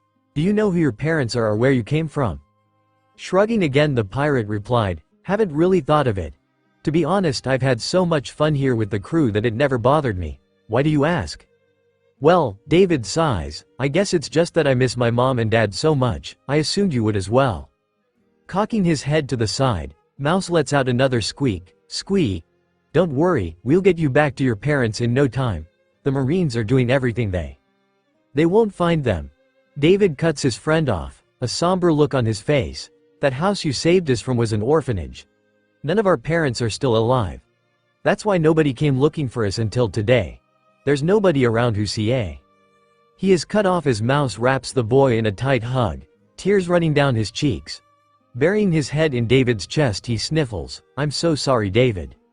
Returning the hug, David pats his friend's back in reassurance. "It's okay, Mouse, you didn't know." Releasing his hug, the pair take a step back and both rub away the moisture from their eyes. David's smile returns. "Let's check out the rest of the boat. I want to see everything." After an hour, the children slowly gather on the deck. As Mouse and his friend join them, they hear the sound of heavy footsteps on the gangplank. Rushing to the railing, the older children help lift the younger ones so that they can watch as a member of the town ascends toward them. On the sandy beach, Anatoly waves up and shouts, "Hey Mouse, I convince a painter in town to fix up our flag. I'm tired of seeing the black cat Jolly Roger every morning. Do you mind helping him get up into the crow's nest so he can paint over it?" Saluting, Mouse yells, "You got it, Anatoly." He hurries to the end of the gangplank and lends his small hand to help the large man take the final step onto the deck. "Hey mister, I'm Mouse. Come with me and I'll show you where the ladder is." Eyebrow raised at the young boy, the man says with a chuckle, "Heh. Well, hello there, little mouse. My name is Sven. What's a youngster like you doing on a big old pirate ship?" Leading the man by the hand towards the main mast, Mouse begins to ascend it as he calls back over his shoulder, "Been here as long as I can remember. The white dogs are my family." From the shore, Anatoly shouts back up at the still gathered kids, "Lunch is going to be served in half an hour. Don't stay out here too long or you might miss it." The group of children continues to stare silently down at him and he follows up, "I'm making pizza." The kids raise a cheer and he grins, "That's more like it." From the top of the crow's nest, Mouse shows Sven how to use the drawstrings to lower the flag from its perch. "You pull on this side, it'll go back up." He points his finger at the rear crow's nest. "That one works the same way. Any questions?" Shaking his head, the large man places a large hand on Mouse's small shoulder. "Nope, it all seems simple enough." He places his paint bucket on the wooden floor of the crow's nest and begins pulling the drawstring, lowering the flag. "If you want, you can stay and watch me paint it." He looks down and notices that Mouse has disappeared. Looking over the rail, he laughs at the boy who is already halfway down to the deck. "You don't waste time, do ya, kid? Have fun with your friends. I should be done soon." Mouse lets out a small squeak as he continues to make his way toward his friends. Squee, sounds good. Dropping onto the deck, he looks around the mostly empty deck until he spots David. Where did the others go? Looking slightly nervous, David lies. "Oh, they are exploring some more." A bead of sweat runs down his forehead. Lowering his eyebrows, Mouse studies his friend. "What aren't you telling me?" He folds his arms in front of his chest, trying to look as serious as possible. Opening and closing his mouth repeatedly, David tries to think of what to say. With a sigh, he admits, "They are down in the cabins." "I don't understand. You guys are allowed to go anywhere on the ship. Why are you acting so nervous?" Mouse probs. Licking his lips nervously, David tries to avoid meeting Mouse's eyes. "Well, I may have told them, and by that I mean I said something about." "You told them what, David?" Mouse taps his foot impatiently, not fond of his friend's evasive behavior. Swallowing hard, David decides to come fully clean, with the orphanage destroyed. "I may have suggested that we'd be better off joining your crew." He meets his friend's eyes, still nervous but wanting to make sure things are okay between them. "Do you think that would be okay?" Continuing to hold his firm expression, the corner of Mouse's lips twitch as he fights a smile. Unfolding his arms, he walks towards David, maintaining eye contact, and pulls back his fist before punching the older boy in the arm. His face splits into a huge grin. "Why didn't you just tell me, you jerk? I can't speak for the rest of the crew, but as long as you are willing to put in work around the ship, I don't see a reason why they would say no." Smiling back, David returns the punch to the young boy's arm. "I thought you'd be mad. You're pirates after all, not a floating orphanage. Do you think we can join? Who should we ask?" Mouse pauses to think for a moment before he lets out a squeak. "Squee. That's a good question. We are between captains right now, but Anatoly, Alessandro and Lestrade have been making most of the decisions for our crew. I don't think Anatoly or Lestrade will argue against it, but Alessandro might argue if the ship shifts in the water and the boys grab hold of the deck railing as they try to keep their footing." "What was that, Mouse?" Sven shouts from the crow's nest as he scrambles to secure the paint cans before they slide off the side of the platform. Mouse looks inquisitive at David, who says quietly, "I'm not Sue." His eyes go wide and he says slowly, "Millie and Molly were talking about the chains down in the bilge. Do you think?" He leaves the question hanging. Closing his eyes, Mouse sighs as he realizes what happened. Opening them slowly, he meets David's gaze. "Those are for the anchor. Get the little one somewhere safe. I'll steady the ship." Looking up at the crow's nest, he cups his hands on either side of his mouth and shouts, "Hang tight, Sven." Some of the little ones pulled up the anchor. From the top of the crow's nest, the older man's voice calls out, "No worries, kid, just keep her straight and I should be able to finish up here."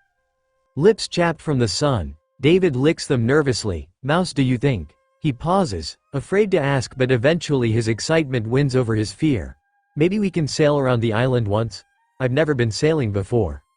Mouse's mouth works open and closed several times as he rolls the question around in his mind. On the one hand, they would need to get their sea legs if they wanted to join the crew. On the other, they might get in trouble if the others discovered the boat missing. Eventually, he gives in. "Fine. But just one lap around the island, okay? Raising his hands over his head, David lets out a loud cheer. Hooray! I'll go tell the others. Thanks, Mouse. Mo, planning this the whole time, weren't you? Maybe. David laughs as he hurries towards the ladder leading down to the cabins. Hee. There's no backing out now, Mouse. Cupping his hands around his mouth, Mouse again shouts up to the painter. Hey, we are going to do a quick lap around the island. I'll keep the ship as straight as possible so you can keep painting. The older man laughs as he replies, Bah, don't rock me around too much, little Mouse. Mouse makes his way towards the steering wheel on the rear deck.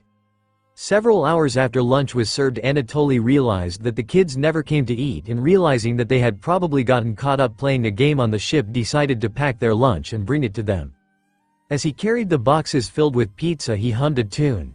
Nearing the beach, he begins singing the lyrics aloud, hoping that by doing so he might alert the children to his approach. What shall we do with a drunken sailor? Early in the morning, sand crunching beneath his feet, he bellows out, Food's here, kids, come and GE. The words dry up in his throat as his eyes grow wide. Their ship, the Basin Black, was missing. Dropping the boxes of food to the ground, he frantically runs down the beach. Where are all of you? As his shouting got louder and more desperate, other members of the White Dog Pirates came running from the town, alarmed initially by the noise and upon arrival by the missing ship. Eventually, Lestrade shouts loudly, Calm yourselves. It's a huge ship, it can't have just wandered off on its own. Where did it go then, Lestrade? Alessandro said in an irritated voice. Only ones on the island are us and those Marines, and I don't figure that they would want a pirate ship in their fleet. Good point. Nodding his head slowly, Lestrade looks around the group and notices that someone is missing. His face tightens as worry creeps into his heart. Where's Mouse? Joining the pair, Anatoly grins sheepishly as he scratches the back of his head. Saw him up on the ship a couple of hours ago with a bunch of kids from the village. Came out here with a late lunch when I noticed the ship was missing. You don't think, he turns back to the sea, he would run away, do y'all? Not my Mouse, bellows Beatrice as she saunters over to the trio. He's such a sweet boy, would never leave us like that. How dare you suggest such a thing, Anatoly? Before the chef can defend himself, the Basin Black comes into view. Newly painted flags blowing in the wind bearing a white dog skull and crossbones. The children on the deck lean against the railing as they take in the sights of the island. Manning the helm, Mouse carefully steers the ship towards the beach before calling out, Lower the anchor. The command is repeated from one child to another until it reaches a pair of girls who rush downstairs to the bilge and let the anchor down, halting the ship's motion. Joining the others on the deck, Mouse sees the crew on the beach and, fearing the worst, lets out a loud squee before hiding behind David. Lowering the gangplank, the children make their way down to the sand, followed by Sven. Bringing up the back of the group are David and Mouse, with the younger boy still trying to hide behind his new friend. Before any of the crew can speak, Sven turns and gestures at the flags. How do you like the new look? The crew cheers and Anatoly says with a smile, They look great, Sven. Thanks so much. He grabs hold of the painter's hand and the two bump chests before slapping one another on the back. It was nothing, Anatoly.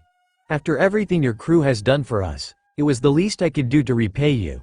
He turns to the boys and calls out to Mouse, who is peeking over David's shoulders. Thanks for showing me around the ship, little Mouse. Alessandro makes his way towards the children with an angry look on his face. David leaps out of the way, allowing him to tower over the frightened Mouse. What were you thinking, taking the ship without asking? Terrified, the young boy lets out a loud squeak before stuttering. Squeak.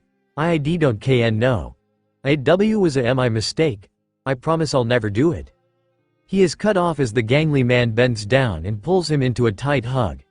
The rest of the crew are shocked, having never seen Alessandro show this level of kindness before. You scared me, Mouse. I thought something bad happened to you. Petrified with fear, Mouse can only shake as the older man continues to squeeze him tightly, afraid that if he were to move it may draw the shipwright's wrath. Eventually, Alessandro lets go and stands up straight. As he begins to turn away, David asks, Aren't you going to ask them, Mouse?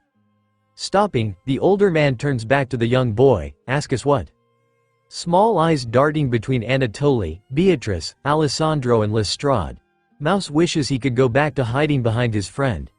He takes a few deep breaths, working up his courage before blurting out, Can they join our crew?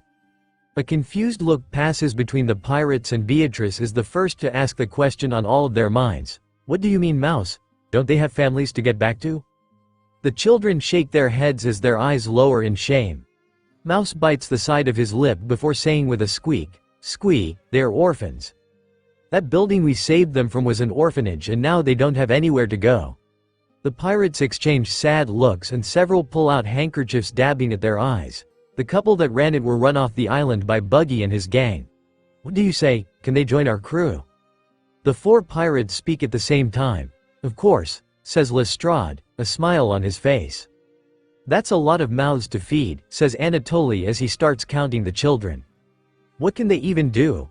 asks Alessandro, a scowl returning to his face. "These sweet kids deserve a safe place to lay their heads," says Beatrice, clasping her hands in front of her. Looking between the adult, Mouse tries to gauge their reactions. Is that a yes? The 4 nod and say in unison, "Yes." The children cheer and rush to Mouse, lifting him into the air above their heads as they start walking towards the village, followed by the crew. With more than a hint of irritation, Alessandro yells, "I expect you to be responsible for them, Mouse." The young boy laughs as he is carried away, not bothering to reply to the shipwright. Lestrade places his hand on Alessandro's shoulder. "Give it a rest, mate. You know the crew can handle a few more kids. We did good enough with Mouse, didn't we?" As the group make their way back into town, their hearts are filled with hope for the future of Orangetown and their growing crew. "I'm bored." David kicks a rock as he walks down the street beside his friend. "There's nothing fun to do here." The pair walk past a freshly painted house drying under the sun's rays.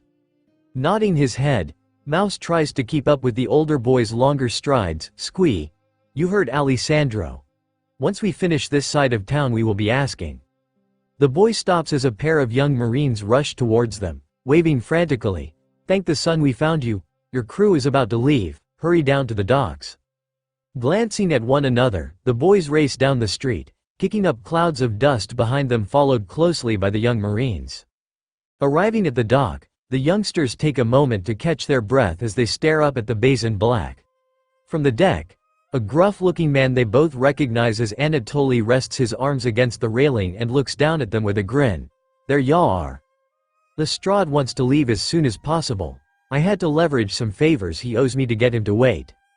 Regaining their composure, David and Mouse look around for the gangplank. Finding nothing, the older boy calls back, "How are we supposed to get up there?" Anatoly shrugs. "You're resourceful. I'm sure you'll figure it out." He laughs as he steps away from the railing and walks briskly towards the kitchen. "Squee, follow me." Mouse spots the rope attached to the anchor and dashes for it with David behind him.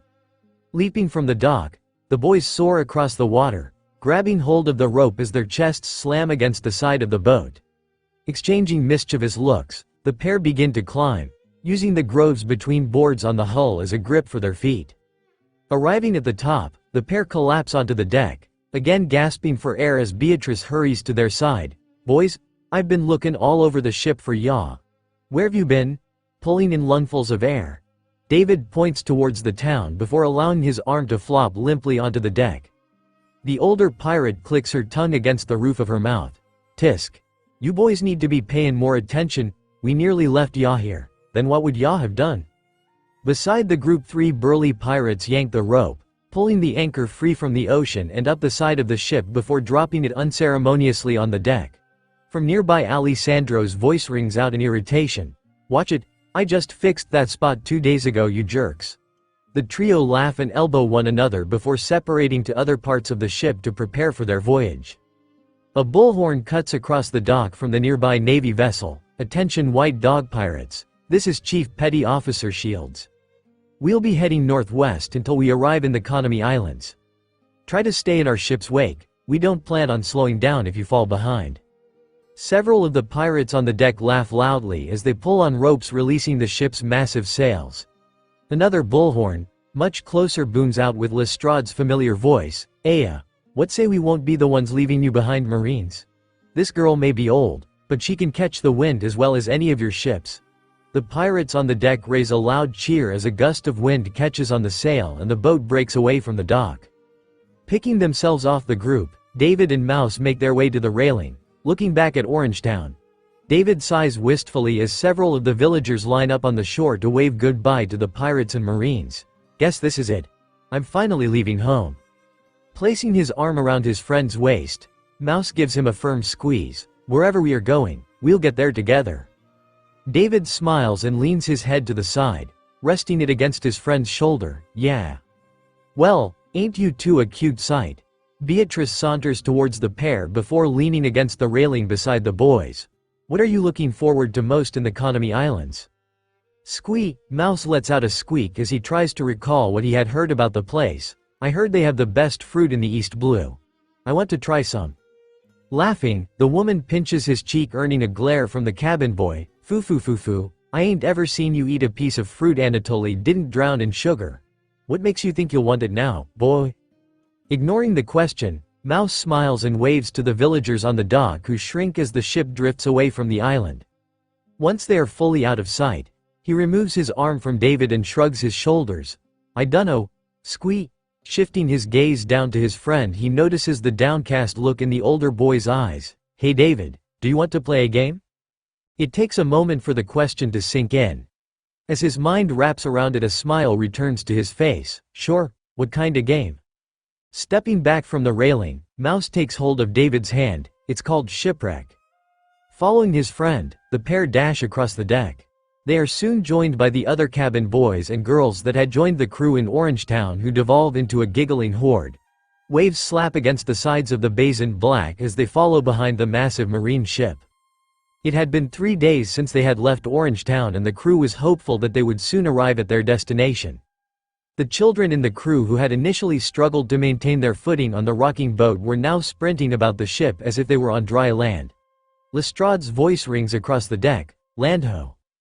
Scrambling to the side of the ship, David and Mouse are joined by several nearby kids and a handful of older crewmates. Starting as a small speck, the island spreads across the horizon as they approach. Eyes growing wide, Mouse points at a pair of ships traveling away from the island. Squee. I know that ship. He bolts from his position and races towards the front of the craft. Grabbing Lestrade's arm, he points at the familiar ships. It's them. It's them. What are y'all going on about, boy? Lestrade attempts to wrestle his arm free from the child, who responds by gripping it tighter. Who is them and why should we care? Does nobody else recognize it? Panic in his eyes, Mouse attempts to explain. It's them. Realizing that the words are having no effect, he changes his tactic. Luffy and his crew. Lestrade laughs and releases the steering wheel, placing his freed hand on the young boy's head and ruffling his hair. Bahahaha. Don't be silly, Mouse. Why would Straw Hat be out here? But Mouse stares across the ocean at the approaching ship, which continues to grow. It's the ship I brought them. He lowers his eyes to the deck. Why doesn't anybody believe me? Alessandro's nasal voice comes from behind the boy. I think he's right. The pair turn to see the shipwright holding a pair of binoculars trained on the approaching ship. I've never seen that Jolly Roger before, but it's got Luffy's hat on it. He hands the binoculars to Lestrade. Placing them against his eyes, the helmsman fiddles with the focus for a minute before gasping. Hooah, it is them. Handing the binoculars back to Alessandro, he turns back to the young boy. Sorry for doubting you, Mouse. But, he looks over the boy's head at the older man. Do y'all think they'll be friendly? Last time we crossed paths, our crew caused them plenty of trouble. Shrugging his shoulders, the wiry man replies, won't know unless we get close. I say we go for it. Please don't shoot us down, Straw Hat. Nodding his head, Lestrade places his hands back on the wheel and adjusts the course, aiming to pass beside the pair of ships. As they close the distance, he notices another vessel approaching from the opposite direction. Who do y'all suppose they are? Mouse lets out a hopeful squeak. Squee, maybe another marine branch? Scoffing and rolling his eyes, Alessandro points a thin finger. Doubt it, Mouse. That ship is pretty beat up and it's flying to Jolly Roger. Probably a pirate crew looking for repairs. We'll need to keep an eye on them when we reach the island. Mouse rejoins his friends on the deck and waves as they pass by the massive ships. He hears Luffy's distinct voice ring out across the water. I know those ships. Mouse smiles. At least somebody remembers. The voice of Usopp, the sniper from Luffy's crew, joins his captains. No way. Is that the Black Cat's ship? The Jolly Roger looks different, more like a white dog than a black cat. The long-nosed man roars with laughter. Biwahahahaha. They renamed themselves after Chow Chow. The sound of a dog barking from the other ship accompanies the declaration. The white dog crew laugh as they wave at the pirates who had rescued them from Kuro. Pressing his hands against the railing and pushing himself up as high as possible without falling overboard, Mouse yells, "Squee! Thanks for everything, Straw Hat." With a grin, he drops back to the deck and resumes waving at the pirates as they pass by and slowly fade from sight. What a small world. Who was that? David nudges his friend with his elbow. They seemed like a fun group. Wrapping her arm around the boy's shoulders, Beatrice smiles at him. That'd be Luffy, the future pirate king. Giving him a squeeze, she releases her hold on the boy and returns to the deck to begin preparations to land. No way. Eyes wide and mouth hanging open, David slowly turns to face Mouse. P Pirate K King?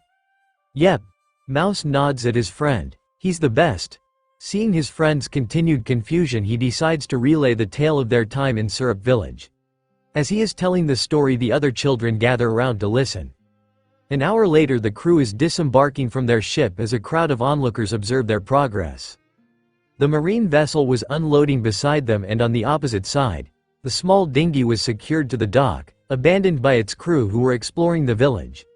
A massive man covered in metallic shields and a thin man with swords dangling from his waist and bandages on his wrists approaches Anatoly as he packs cookware into a backpack. The large man clears his throat to get the chef's attention. Where's your captain? Zipping up the backpack, Anatoly turns to the pair and shrugs. Haven't got one. Where's yours? The two men look at one another and shrug. The thin man says, "It's neither." So, he eyes the massive ship behind the chef. How do you know Luffy? What a strange pair. Anatoly swings the strap of his backpack over his shoulder. He stopped our last captain before he could kill us. Their eyes grow wide as they again exchange a look. The large man exclaims, "He did the same thing for us." Taking a step forward, he offers his hand. "My name is Pearl. My partner here is Jam." The thin man lifts his arm enough to wave before letting it drop back to his side with a grimace of pain. "What brings you out this way?" Grabbing the man's thick hand, Anatoly shakes it. "We heard about a fight between the Marines and Arlong pirates. Decided to see if we could help out any civilians caught in the middle. Seemed like the kind of thing Straw Hat would have done." Releasing the man's hand, he asks, "What about you?" "Oh," Pearl droops his shoulders as he avoids eye contact. "That's so nice. We are just here to pick up a new ship and determine what to do next." He stops and draws a deep breath before looking up nervously into Anatoly's eyes. "We got a weird letter and none of us know what to do with it." "I bet you did." A grin splits Anatoly's face. "Mind if I take a look?" Reaching into his pocket, Pearl pulls up a piece of paper and hands it to Anatoly, who reads it aloud. "Former Krieg pirates, you are now free from Don Krieg. But your story doesn't end here. Go and do good in the world to atone for your past. Sincerely, Pirate Justice." Wow, that's a lot more direct than what we got.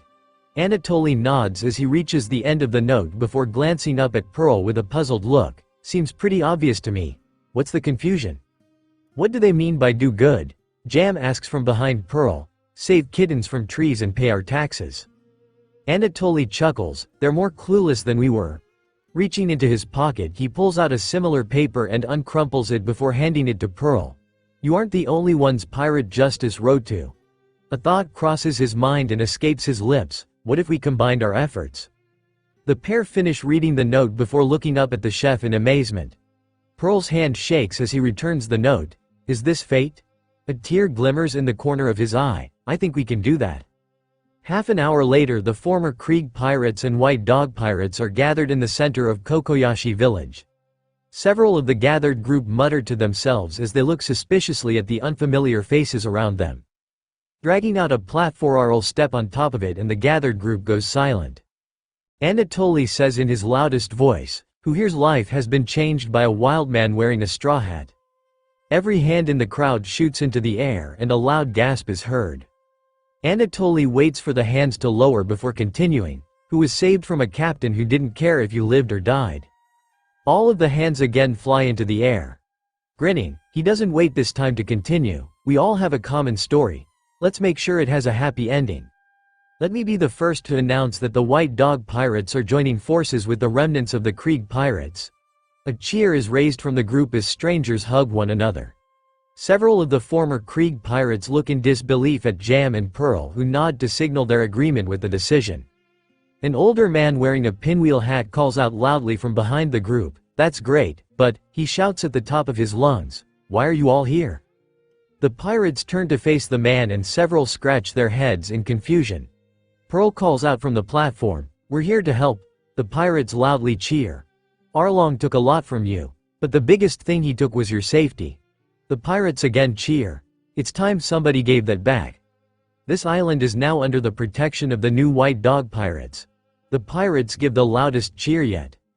Rolling his eyes, the old man mumbles, "Just what we need, more pirates." Flashing a thumbs up with both hands, he turns and makes his way towards a nearby building and ducks inside.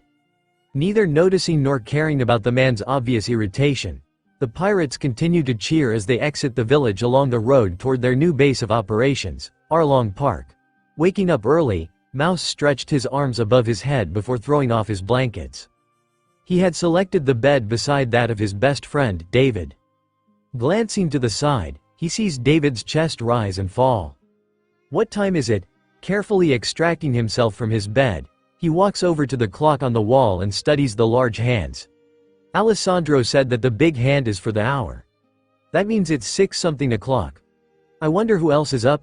Sneaking over to the door, he places his hand on the handle and carefully twists. The hinges groan and he lets out his trademark, squeak. Panicked, he looks at David's bed and is relieved that his friend slept through the noise. Slipping into the hallway, Mouse carefully closes the door behind him. Hearing noise from the kitchen, he walks silently toward it, careful to avoid the boards that squeak. I bet Anatoly is up making breakfast. A dollop of droll forms on the edge of his lips and he quickly licks it away as he slinks toward the wooden doors. Above him, a massive hole in the wall allows the first rays of morning light to pierce the dark hallway. The crew had been spending every day repairing the tower in Arlong Park under the direction of Alessandro. Despite their numbers, they were still midway through repairing the structure from the damage Luffy and his crew had done. Pressing his cheek against the door to the kitchen, Mouse hears sizzling in Anatoly's distinct baritone voice singing as he prepares breakfast for the massive crew. At over 200 pirates, the large man had been forced to adjust his cooking style from individualized dishes to larger group meals. Pushing the door open, Mouse enters the room and quickly closes it behind him. He lets out another trademark, squee. The sound of cooking stops and Anatoly turns to face the young boy. "Mouse." A grin spreads across Anatoly's face upon recognizing the young visitor. "You are just in time." He points his knife at a cutting board covered in fresh fruit. "Get to work chopping those, will ya?" "Yes, sir." Rushing over to the cutting board, the boy dices the fruit and places it into a bowl. As he chops, he makes small talk with the older man. "Any gopher tasks for me and my friends today?" "Why, yes, there are." A smile spreads across Anatoly's face as he slices into a stick of butter before dropping it into the pan of scrambled eggs. "I met with Genzo last night and he let me know about some tasks they need to finish around the village. The owner of one of the orchards took off with the straw hats and they have to start harvesting soon if they want to get them to market before any of the fruit rots." "Is that the old guy with the pinwheel hat?" Mouse's eyes remain fixed on the fruit as he continues chopping. "The last time I saw him he chased us out of town for peeing in the fountain. Hopefully, he has a short memory." "The very same." Lifting the pan, Anatoly pours the cooked eggs into a bowl before picking up 3 more, cracking them against the counter and pouring them into the pan. A sigh spreads across his face as he carefully mixes the eggs and sets the pan back onto the burner. "You owe him an apology for what you and your friends did the other day." "Dang it, he does remember," Mouse says in a whiny voice, "but it's not my fault, David." "I don't care," Anatoly says, cutting off the youngster. "You told us that you'd be responsible for these kids. It's your job to keep them out of trouble." Looking up from the scrambled eggs, he grins at Mouse. "You don't want me telling Alessandro, do you?" "No," cheeks turning bright red. Mouse quickly chops up the remaining fruit and places it into the bowl. "I'll fix it, I promise, don't tell Alessandro." Several hours later, now with full bellies, Mouse and his friends make their way toward Kokoyashi village. They are joined by several former members of the Krieg pirates who also had business in town. "So, how long have you been sailing with the White Dog pirates, Mouse?" asks Hustle, a former combat instructor for the Krieg pirates. He was a well-built man with stylish hair. Wrapping a thick arm around the youngster's shoulders, he looks expectantly down at him. Squee! Mouse nearly jumps out of his skin as the man touches him. Don't panic, it's okay. He's part of the crew now. Breathing quickly. Mouse's eyes dart to David, who flashes him a thumbs up. He looks at the man beside him and says in a quiet voice, most of my life. I don't remember a time I wasn't with him. I can tell. Patting the boy's shoulder, he releases his grip on the youngster to Mouse's relief. Striding confidently forward, he continues. The rest of the crew treat you like one of their children. Heh heh heh. Kajiko's deep voice booms out. A fairly quiet man by nature. The locksmith was feeling particularly talkative today after the delicious breakfast. Don't expect us to baby ya, kid. Don't be such a bummer. The boy's a natural stunner. Everyone should be a friend of his. Bustle sings out, rhyming each line as he strums his guitar. The former musician for the Krieg pirates, he had often been relegated to menial tasks under Don Krieg's oppressive reign and enjoyed the opportunity to express himself without fear of retaliation. As they approach the village, they hear the sound of laughter and singing. Stepping through the thick foliage and into the clearing, the group is shocked by the sight before them. Some villagers are playing music, another group is dancing, and others are preparing an enormous feast. This must have a thank you party for everything we've done, shouts Hustle. Straightening his shoulders, he marches proudly toward the village center. The others follow behind, less confident in his assessment. As the group passes the first few houses, they are stopped by an older man wearing a hat with a peculiar pinwheel. Here for the party? Asks Genzo. His smile is mostly hidden beneath the dark mustache across his upper lip. Beaming, Hustle sticks his hand out to shake the older man's hand. We sure are. So glad you all finally recognized. Delivering an elbow into Hustle's gut to silence him, Bustle takes over. My apologies. What my friend here was trying to say is that we would love to join in the festivities. He meets the older man's gaze and puts on his most disarming smile. May I ask what the celebration is for? Haven't you heard? The Straw Hats were in the paper this morning. Pulling a crumpled newspaper from his pocket, Genzo hands it to Bustle. The others crowd around, trying to read over Bustle's shoulder. He mouths the words as he goes before finally looking up at Genzo. With a goofy grin, he hands the paper back to the older man. I forgot. I never learned how to read. Pulling out his guitar, he strums several chords before breaking into song. In a village old and far, lived a bard with a fancy guitar. Songs he'd sing with a heart so free, but the written word, a mystery to he. Tapping on the guitar, he bows as the children clap and giggle at his silly song. Okay then. Genzo shifts his attention to the other men. Anyways, we are celebrating the Straw Hats' escape from Logia Town. They managed to avoid being captured by Captain Smoker and are heading to the Grand Line. Isn't that incredible? Squee! How wonderful, calls out Mouse, rushing up to the older man. As the man's gaze shifts to him, his heart drops. Oh no, I still haven't apologized. Licking his lips, he lets out another squeak. Swallowing hard, he attempts to work up the courage but is interrupted by David, who joins at his side. Standing tall beside his mousy friend, David grins at the sheriff. Sorry about pissing in your fountain the other day. We were just trying to play a game, but it wasn't very nice. Sticking out his hand, he offers it to the older man. Do it again. Mouse and I'll make sure of it. Suppressing a chuckle, Genzo takes the boy's hand and shakes it. Water under the bridge, lad. Why don't you kids follow me? We've got some trees to harvest. Once that's done, you can join the party. The children swarm around Genzo, who guides them down the street toward Najiko's now abandoned orchard. Back in Arlong Park, the crew is hard at work patching the tower. Dozens of pirates haul material back and forth across the courtyard under Alessandro's careful direction. A little to the left, Jam. We don't want to. Closing his eyes momentarily, Alessandro takes a deep breath. See what happens when you don't listen? You almost knocked over that pillar. Now I need you to move a bit more. A hint of a smile touches his lips. Perfect. He scans the courtyard for the next catastrophe waiting to happen.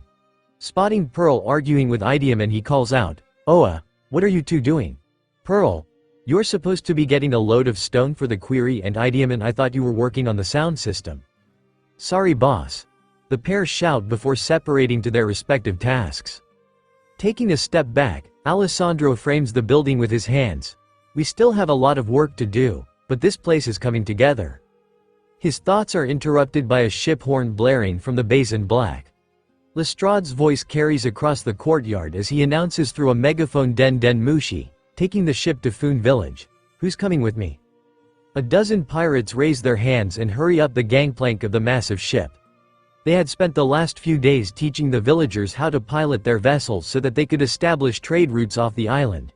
It hadn't taken the crew long to discover that despite being skilled shipwrights, Foon Village had very few competent helmsmen, having relied primarily on the Arlong pirates to conduct all trade. As the massive ship pulls away from the courtyard, Beatrice throws open the main doors to the tower and saunters through them. The bright sun hurts her eyes and she holds her hand up to shield them against its rays. Damn that sun! As her eyes adjust to the change in light, she slowly lowers her hands to her sides and scans the courtyard. Spotting Alessandro, she makes her way to him. Stopping beside the man, she gives him a mock salute. Got a report from the villages, sir. Rolling his eyes, Alessandro says sarcastically, do y'all really gotta do that every time? Beatrice punches the shipwright on the shoulder with a grin. I'll stop as soon as it stops bugging ya. Fishing a piece of paper out of her pocket, she carefully reads it out loud. Message from Kokoyashi Village. They invited us to a party celebrating the Straw Hats' escape from Logia Town. Shoving the paper back into her pocket, she beams at the man. What do y'all say? It could be fun. Raising his eyebrow, Alessandro shoots her an amused look. Made it past Smokey, eh? That's a pretty big deal. Most crews have been steering clear of Logia Town because of his reputation.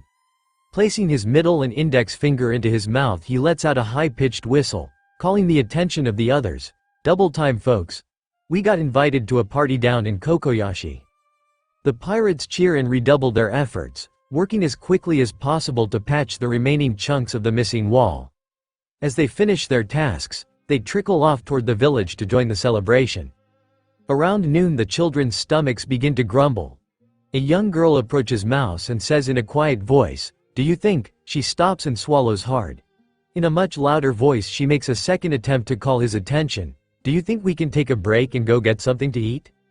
Turning to the youngster, Mouse doesn't notice an apple fall from the top of the tree until it bonks him on the head. Glancing up at David, who had tossed it at him, he shakes his fist. "Watch where you're throwing that." The older boy laughs and Mouse shifts his focus back to the girl. "I don't think Pinwheel would mind if we took a break." As he climbs down, he calls up to his friend. "We are taking a break for lunch. You should join us, David." Grinning down at his friend, David is about to reply when he feels his foot slip off the branch he had been standing on. Things slow down around him as his fingers grasp desperately at the trunk but fail to find purchase. He feels himself begin to fall to the ground. As he passes by Mouse, he desperately grabs at his friend but is unable to make contact. Slamming into the ground below, he groans. Pressing his hands into the dirt, he carefully pushes himself into a sitting position. He looks at his arms and sees them bleedingly badly. That's one way to get down. Scrambling down, Mouse grabs David's hand and pulls him to his feet. He immediately notices that the older boy favoring his left leg and pulls his friend's arm over his shoulder to help take weight off his right side. The other children have gathered around the pair and Mouse points at two of the faster boys. "Go find Neko. Tell him we've got an injured kid." The boys speed off and the others follow behind at a distance, with Mouse helping David take each step. Neko meets the children just outside of Noiko's old house. Looking over the kids, he wrinkles his brows. "What have you kids been getting up to all day? You're filthy." Before they can answer, he sees David's injuries and darting forward, lifts the boy into his arms. "You look like you fell out of a tree, boy. Come with me." Turning, he walks briskly toward his clinic, followed by the other children. As they make their way through the center of the village, the kids are hit with a cacophony of noise. Villages are singing, playing instruments and dancing. Bustle stands in the center cackling like a madman while strumming his guitar. Nearby, Hustle and Kajiko are being taught a dance by a group of young girls who giggle each time they mess up. Arriving at the door to his clinic, Neko looks back at the horde of children. "Sorry kids. It's kind of small in there. I only have enough space for the patient and a single guest." The kids all point at Mouse, who steps forward. "I'll stay with David." Turning to the others, he grins. "The rest of you go have fun. I saw food, drinks and a bunch of games set up outside." As soon as the words leave his mouth, the children scatter. Turning back to the doctor, Mouse dutifully follows him into the building. On another part of the island, Lestrade is standing beside a map of the East Blue hanging from a whiteboard. A group of hopeful future merchants sits in a circle around him, hanging off of every word. Any helmsman worth their salt has a basic understanding of navigation. It's important to know where you are going if you want to have any hope of getting there. That's why I brought specs with me. Placing a thick arm around the shoulders of a bespectacled man, Lestrade pushes him toward the villagers. Oh hi. The name is Charles, but most people of the crew call me Specs. Charles nervously adjusts his glasses. There certainly are a lot of them. Why do I have to do this myself? Swallowing hard, a bead of sweat runs down his face. Navigating is all about knowing where you want to go. Turning away from the others, he carefully adjusts the map, lining it up straight. It's okay, Charles. Just keep calm. Nobody has to know you are nervous. Placing his finger against a large island surrounded by several smaller islands, he says hesitantly, "This is the Konami Islands." He traces a line up and to the left to another large island. "Over here is Kozai Island. You'll want to." "Excuse me," shouts a man, waving his hand emphatically, trying to get the navigator's attention. Charles turns to face the man, who continues, "Do you mind, side? You are standing in front of the map." "Oh dear," stepping awkwardly to the side. Charles bumps into Lestrade, who grunts before moving out of his way. "Is this better?" The man nods and smiles. "Much better. As I was saying," turning back to the map, Charles shuffles back in front of it as he stabs at the island, eliciting a groan of frustration from the assembled villagers. Back in Kokoyashi village, a large group of white dog pirates have arrived. Stinking of sweat from their grueling labor, they intermix with the villagers. Ideaman bounces from area to area, investigating the various decorations and attractions the villagers set up. Brushing his fingers across a line of feathers hanging from a string, he exclaims, "Gorgeous! Simply gorgeous!" He launches toward a piñata hanging from the branch of a nearby tree. "Could use a bit more glitter." The villagers stand perplexed as Ideaman pulls out a box filled with craft supplies and sprinkles glitter onto the pig decoration. "Is he okay?" asks one of the villagers. Another villager shrugs in response. The pair follow after the energetic man, curious to see what he will do next. Holding a massive turkey leg in each hand, Pearl makes his way down the street. Beside him, Jam is nursing a mug of ale as the pair reminisce about their time in the Krieg Pirates. "Remember how we almost took over the Oikot Kingdom by accident?" asks Pearl, a grin on his face. "I don't think Don Krieg realized that the king would so easily give in to his threats." Spitting out his beer, Jam doubles over with laughter. "Bah ha ha ha ha. I think you're right. He sure acted like he did, as if it was all part of his master plan." The pair continue down the street, recalling past misadventures as part of the Krieg Pirates. The crew celebrate late into the night alongside the villagers, sharing food and stories with their new friends. The water sparkled as it reflected the rays of the morning sun. The tide was beginning to recede, providing more sand and opportunities for play. Several villagers, donning bathing suits, played in the water while children from across the island gathered on the beach to build sand castles and enjoy the warmth. Repairs to the base formerly known as Arlong Park, now rechristened White Dog Harbor, were nearing completion, and the crew had decided to take the day off and enjoy everything the island had to offer. Walking side by side, David and Mouse enjoy one another's company. In David's hand is a walking stick he had found on the beach, which he drags absent-mindedly through the sand. The pair had become inseparable, rarely spending even a single moment apart. Seeing a cool seashell ahead, David quickens his pace before stopping in front of it. Lifting his stick, he carefully prods the shell. "What do you think this thing is?" He glances at Mouse, who is hurrying to catch up. "I dunno." Coming to a stop beside his friend, Mouse stares down at the shell, which lifts slightly from the ground as legs sprout from within. The boys leap backward and watch as a hermit crab peeks its head out and gives them an irritated look before scurrying toward the ocean. "Guess it's that thing." Following the creature with his eyes, Mouse's enthusiasm is quickly replaced with concern as he spots what appears to be a body lying on the splintered remains of a wooden raft. His hand shakes as he points at the body. "Squee. What do you think that I is?" There is only one way to find out. Grinning, David grabs his friend's hand and runs toward the figure. He feels Mouse trying to pull away, but their size difference allows him to drag the younger boy along.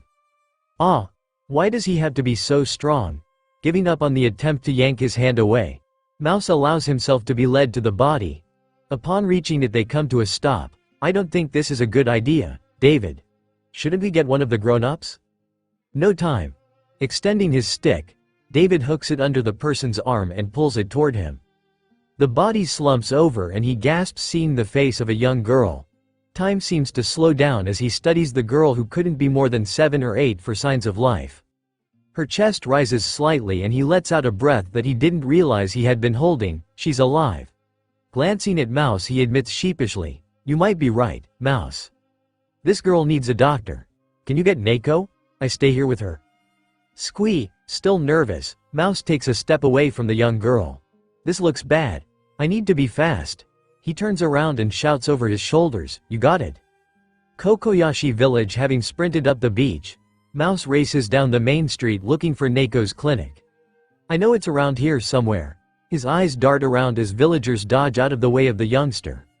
Not paying attention to where he is going, he crashes head first into an older man with gray hair, a mustache, and a goatee. Oh no! Falling to the ground, Mouse can feel the grit of the road tear into his legs, which immediately begin to bleed. "Whoa there, son." Managing to stay upright, Neko offers a hand to Mouse to help him to his feet. "I know you're in a hurry, but that's no reason to go running through town like that." Taking hold of the hand, Mouse allows himself to be lifted to his feet. He squeaks, "Squee, I know, but I must find." Looking up at Neko, he realizes he found who he was looking for. "You?" "Me?" Brow furrowing, Neko studies the young boy. "What on earth do you need me for? I'm sure it can wait for me to treat you." He gestures at the boy's legs. "No time. Come with me. It's important." Turning away from Neko, Mouse begins running back the way he came toward David and the strange young girl. Shrugging his shoulders, Neko jogs after the youngster. Despite his age, it wasn't hard for him to keep up. What a curious boy. What could be so important? On the beach outside Kokoyashi Village, a small group of children had formed around David, who was now kneeling beside the young girl, holding her hand and whispering, "It's all going to be okay. My friend Mouse is going to get you help." The girl was unconscious but still breathing. Suddenly the children around David split, allowing Mouse and Neko through. Dropping to the ground beside David, Neko pulls a stethoscope from around his neck and places it against the girl's chest. He listens for several moments before saying calmly, "She's breathing, but it sounds like something in her lungs." How long has she been like this? He didn't want to scare the children, but in situations like this, information was vital to provide the best care. David looks up at Mouse, searching for the right words. "We found her like this. Haven't seen her before." Mouse interjects for his friend. He places a hand on David's shoulder to comfort the older boy. "Can you save her?" "I'll do my best." Stuffing the stethoscope into his jacket, Neko looks around at the crowd of young children. In his most friendly voice, he asks, "Can you kids go find your grown-ups? I need adult help to get this girl back to my clinic." The children scatter and return moments later, followed by even more adults who appear concerned and ready to help. Standing up, Neko points at 2 large men and shouts, "You two pick her up. I need her kept as flat as possible." "Aye." The men yell in unison. They jog to the young girl and carefully scoop her into their arms. Shifting his focus to the others, Neko yells, "The rest of you try to find this girl's parents. I don't want them to worry." The children and remaining adults scatter, leaving Neko and the 2 men behind. Not wanting to delay care, the trio set off for Neko's office, keeping the girl as flat as possible as they head back into the village. In the White Dog Harbor courtyard several hours later, the boys returned to their base. They both felt dejected after failing to find the young girl's parents. Sulking on a bench in the courtyard, David stares at the ground. He mumbles, "She's probably an orphan like me." Rubbing his friend's back, Mouse tries to comfort the older boy. "It's not so bad. At least we found her, right? I can't imagine what would have happened if we hadn't." Stopping himself, he shudders at the thought of the girl's fate if left alone. Shaking his head, he pushes past the mental image. "Anyways, we did everything we could. She is in safe hands with Dr. Neko." "Did I hear you say Dr. Neko?" A familiar voice comes from nearby. Beatrice walks toward the pair. "I just got off the phone with him. He was asking for the 2 of you." "Us?" Squee. Fear enters Mouse's eyes as he looks up at the older woman. "Did we do something wrong? Are we in trouble?" Is the girl in trouble? What happened? Eyes watering, he tries not to cry. What does he want from us? He said he'd like to see the two of you in this clinic. A smile splits Beatrice's face, said that a friend of yours has been asking for you. The boys look at one another, eyes wide with shock before leaping to their feet. As they sprint out of the courtyard toward town, David calls out, "Thanks, Anatoly." Dr. Neko's clinic in Kokoyashi village. The door to the clinic bursts open and the boys tumble through into the well-lit office. They quickly spot the young girl sitting upright in bed drinking from a juice bottle. Racing to her side, the pair can't help but smile. "You're okay," shouts David. Resting his hands on the girl's arm, he beams down at her. "We were so worried." On the other side of the bed, Mouse squeaks, "Squeak, so exciting." Heart still racing from the run, he is overcome with joy at seeing the girl's condition. Putting E beside her, the young girl blushes at the boys fawning over her. Her voice is faint as she is still recovering, but she manages to croak out, "Mouse?" "Yep." Nodding his head enthusiastically, Mouse points at his chest, "I'm Mouse." She smiles at the boy before rolling her head to the side to look at David. "So you?" She erupts into a fit of coughing at the exertion. Grabbing the juice box, she takes a long sip to clear her throat before dropping the now empty container onto her lap. "Are the boy who stayed with you?" David finishes her question, not wanting to risk the girl having another coughing fit. Smiling warmly at the girl, he squeezes her arm. "My name is David. I'm so glad you are feeling better." He turns his head to the side and addresses Neko, who is retrieving another juice box from a refrigerator in the corner of the room. "When did she wake up?" "About 10 minutes ago." Making his way over to the bed with a new juice box, Neko hands it to the young girl before retrieving the empty carton from her lap. "I told her to rest, but she insisted on seeing the two of you." Shifting his gaze back to meet the young girl's eyes, David gives her arm another comforting squeeze. "What is your name?" "It's..." The girl's voice trails off and she struggles to remember. Suddenly, as if a light bulb has gone off, she blurts out, "APIs."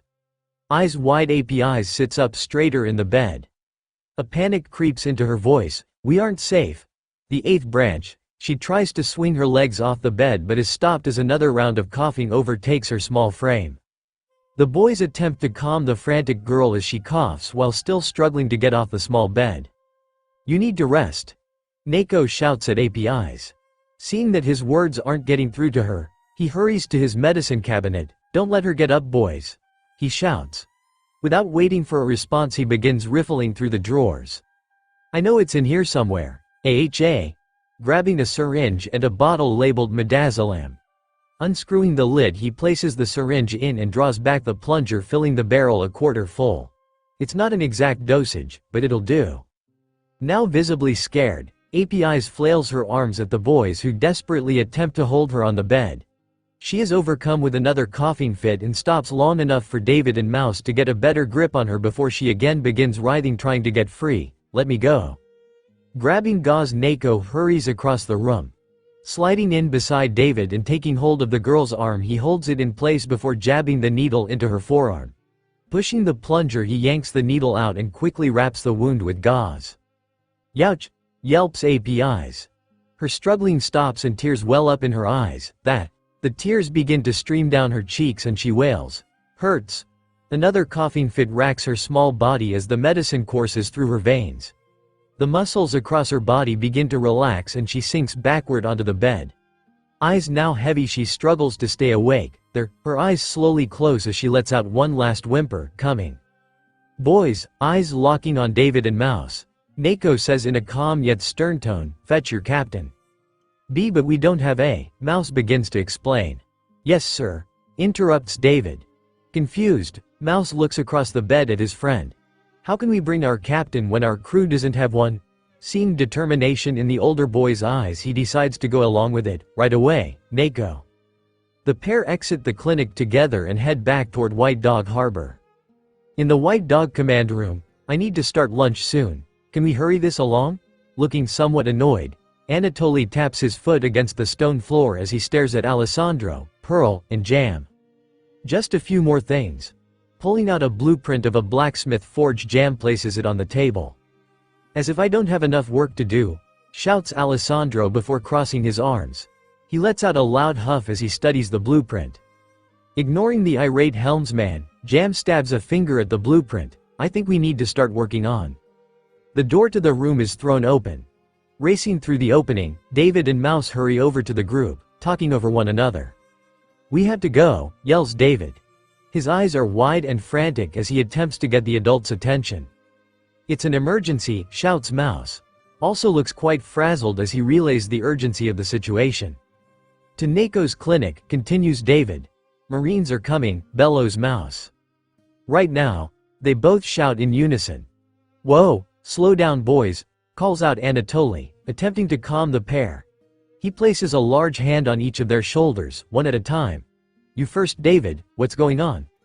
Taking a deep breath, David tries to sort through his thoughts. We found a girl on the beach this morning. APIs, shouts Mouse, trying to help his friend. At seeing Anatoly's glare he squeaks, squee. He places his hand over his mouth in embarrassment. David can do this. Exactly, APIs. A smile plays across David's lips. It's okay, Mouse. I got this. He subtly grabs hold of Mouse's free hand and squeezes it. She was unconscious, so he got Dr. Nako. APIs woke up a little bit ago and asked for us, so we went down to the clinic to visit her. While we were there she had a panic attack and told us that the Marines from the 8th branch were coming for her. She's sleeping again, but Nako asked us to come get you guys. Not good. Color draining from his face, Pearl turns to look at Jam, who appears equally concerned by the news. Are you sure? Jam starts hesitantly. His eyes flick back to the kids, that she said it was the 8th branch? Why yes, says Mouse in a small voice. A bead of sweat runs down his brow. Is there something wrong with that branch? Why do they look so scared? That's not good. Face tightening, Pearl begins walking toward the door. If they are coming here, then we are all in danger. The others follow after the large man, pushing through the door and into the hallway. What's so bad about the 8th branch? David asks. His voice is shaking slightly, but he tries to hold himself together.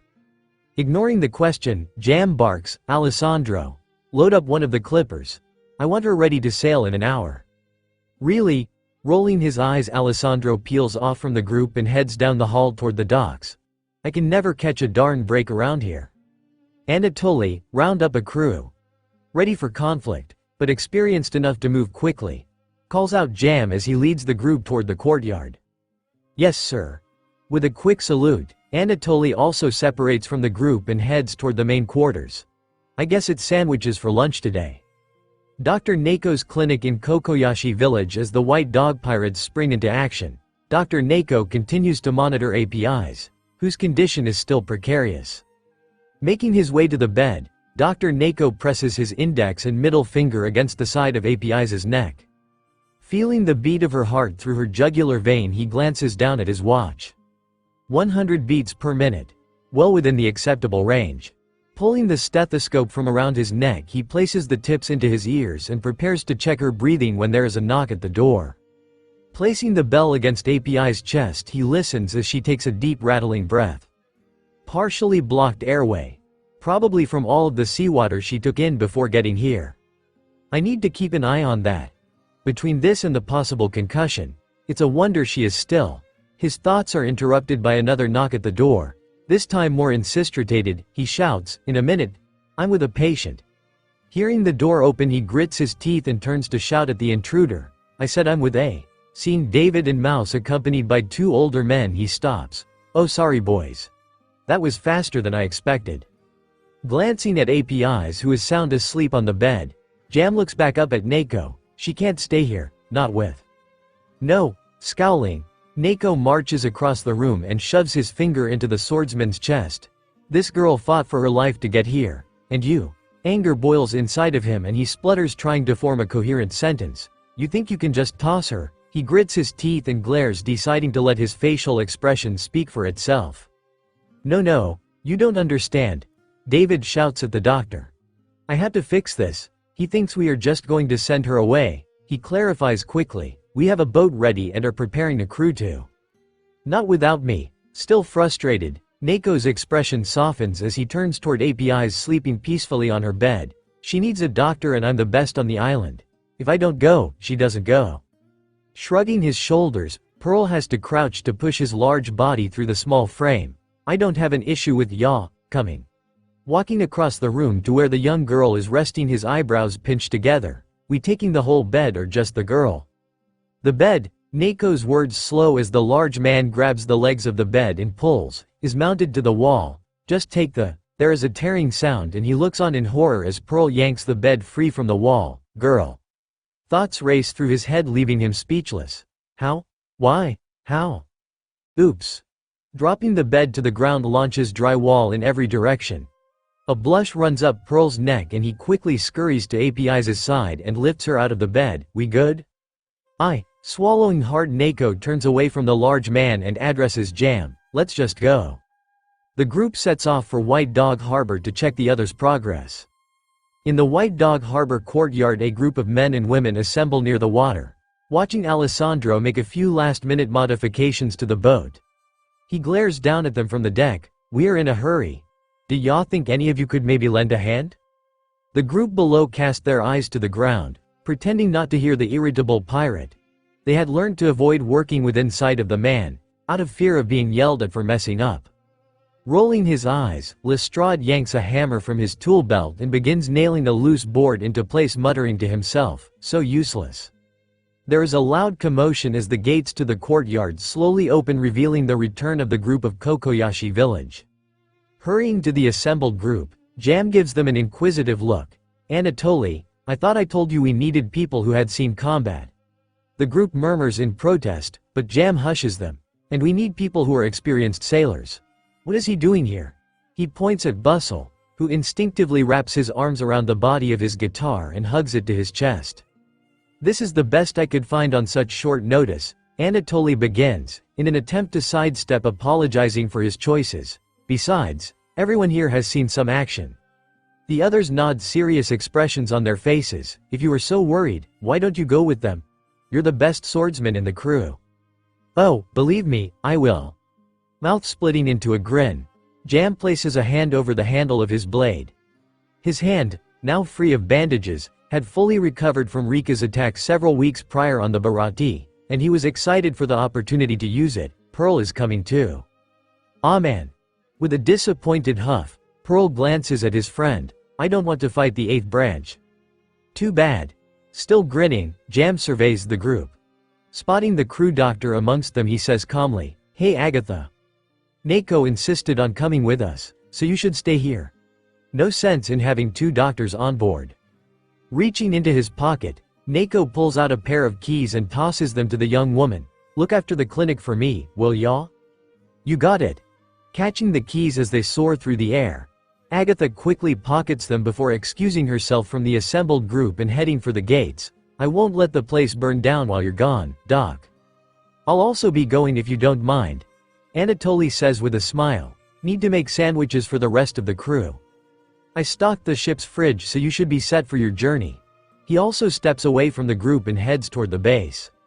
Now that is taken care of, let's see who is left. Jam scans the group, checking off boxes in his head as he goes. We've got Specs for navigation. Beatrice can handle communication. Lestrade is our helmsman.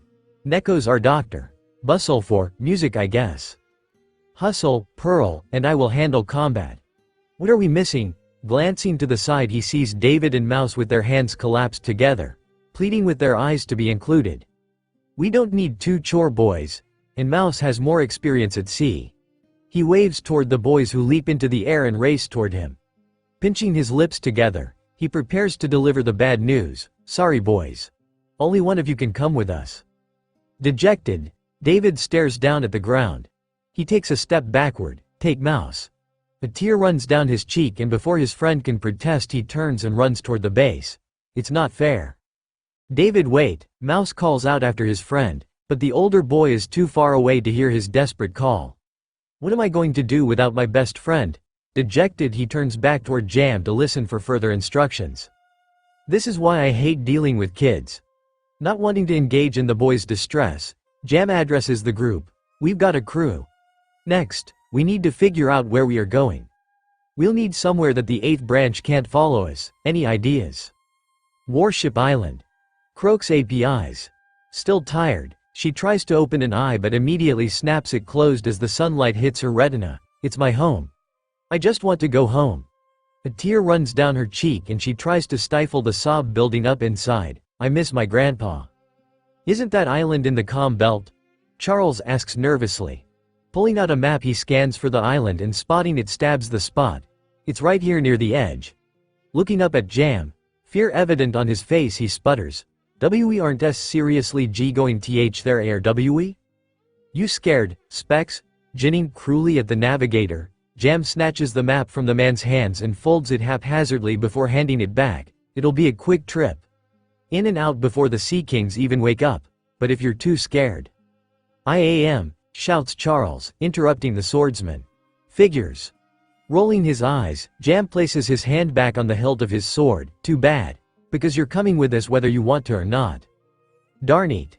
Hands still trembling, Charles unfolds the map before refolding it correctly.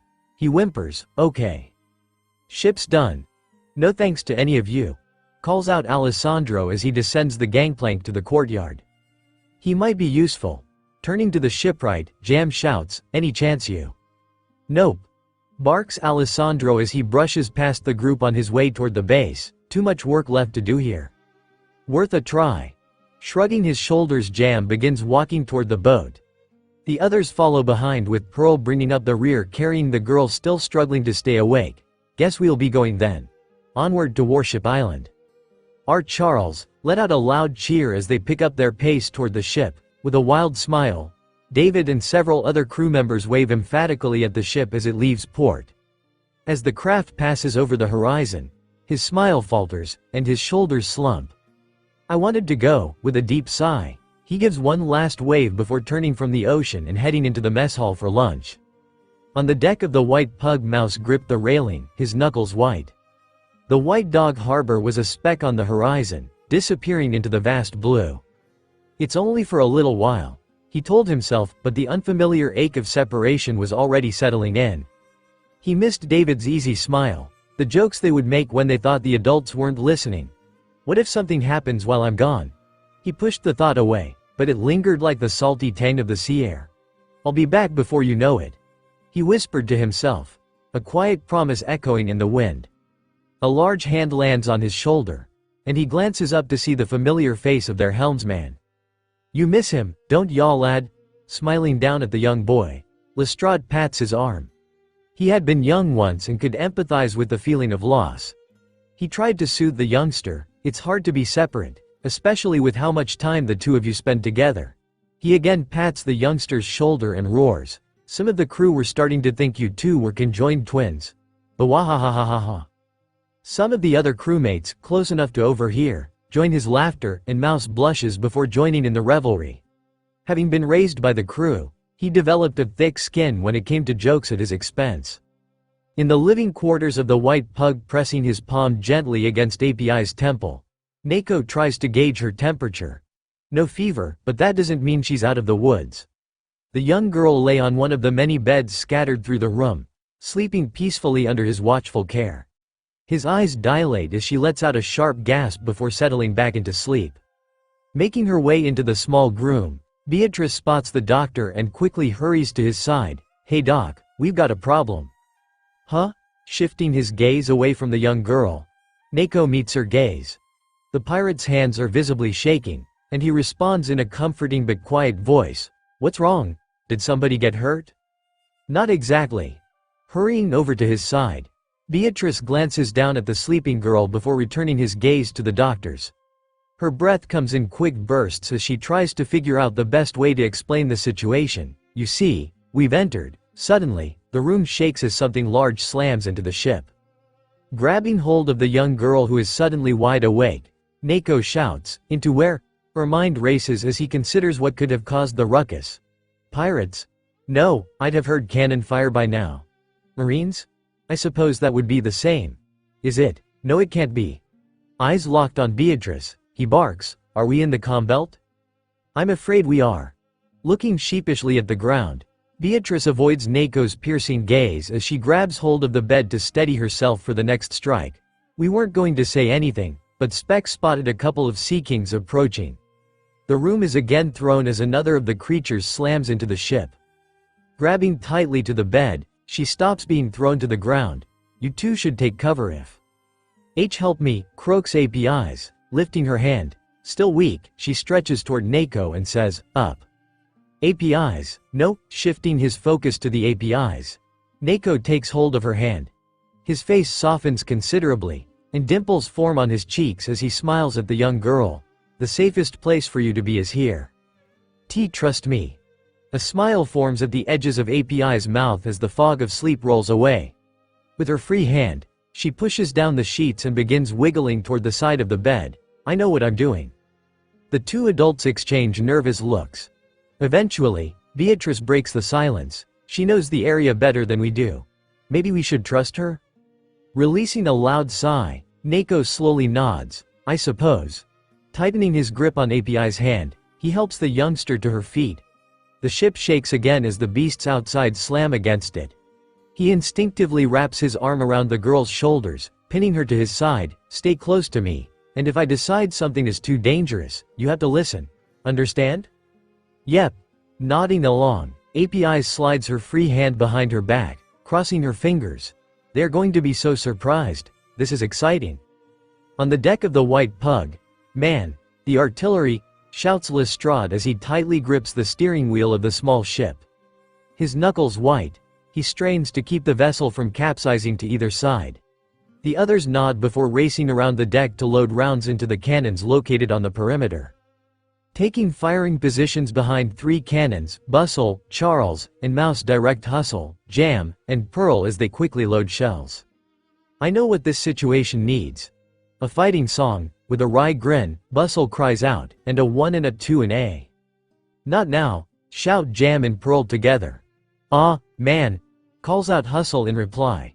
He winks at his musically inclined friend before loading the cannonball. I was looking forward to some good tunes. One of the Sea Kings lets out an ear-splitting roar before diving toward the ship. The 3 cannons fire one after the other, striking the beast before it makes contact and driving it backward. Charles squirmed the moment the cannons fired, startled by the sharp noise. The air on the deck was thick with the smell of salt and brine, mixed with the acrid tang of gunpowder after the cannons fired. The ship groaned and shuddered beneath their feet, the wood creaking like an old man's bones. Another, cries Bustle, a jovial smile on his face, as he swings open the base of the cannon to prepare for the next round to be loaded. Taking a deep breath, he sings, "Ooh, there once was a." The song died in his throat as a door slammed open, and Neko and Beatrice stumbled onto the deck, panting. APIs, surprisingly energetic, darted between their legs, a mischievous glint in her eyes. Beatrice, her face flushed and her chest heaving, grabbed at API's arm, but the girl slipped away, giggling. APIs, no, Neko shouted, his voice strained. He shot a look at Lestrade, a silent plea for help in his eyes. Lestrade grinned. Hey lass. Glad yaw could make it. Grab a cannon or get down. Those beasts are coming back, he winked, but his eyes held a flicker of concern as he watched APIs. She shouldn't be out here, she's not even a pirate. A bead of sweat runs down Mouse's neck as he glances over his shoulder at the young girl who is rushing toward him. It was a bit ironic, given his own youth, to be questioning her choice, but having grown up on the sea, he felt better equipped to deal with its danger. Hey Mouse, calls out Appy as she passes by the boy, only a few years older than herself, who lets out his trademark, squeak, in surprise. Slapping her hands onto the cold metal railing, she looks up at the terrifying Sea Kings towering above the ship. A smile splits her face, and she gives the closest one a friendly wave. Hello there. The Sea King's eyes, huge and black like polished obsidian, locked on API's.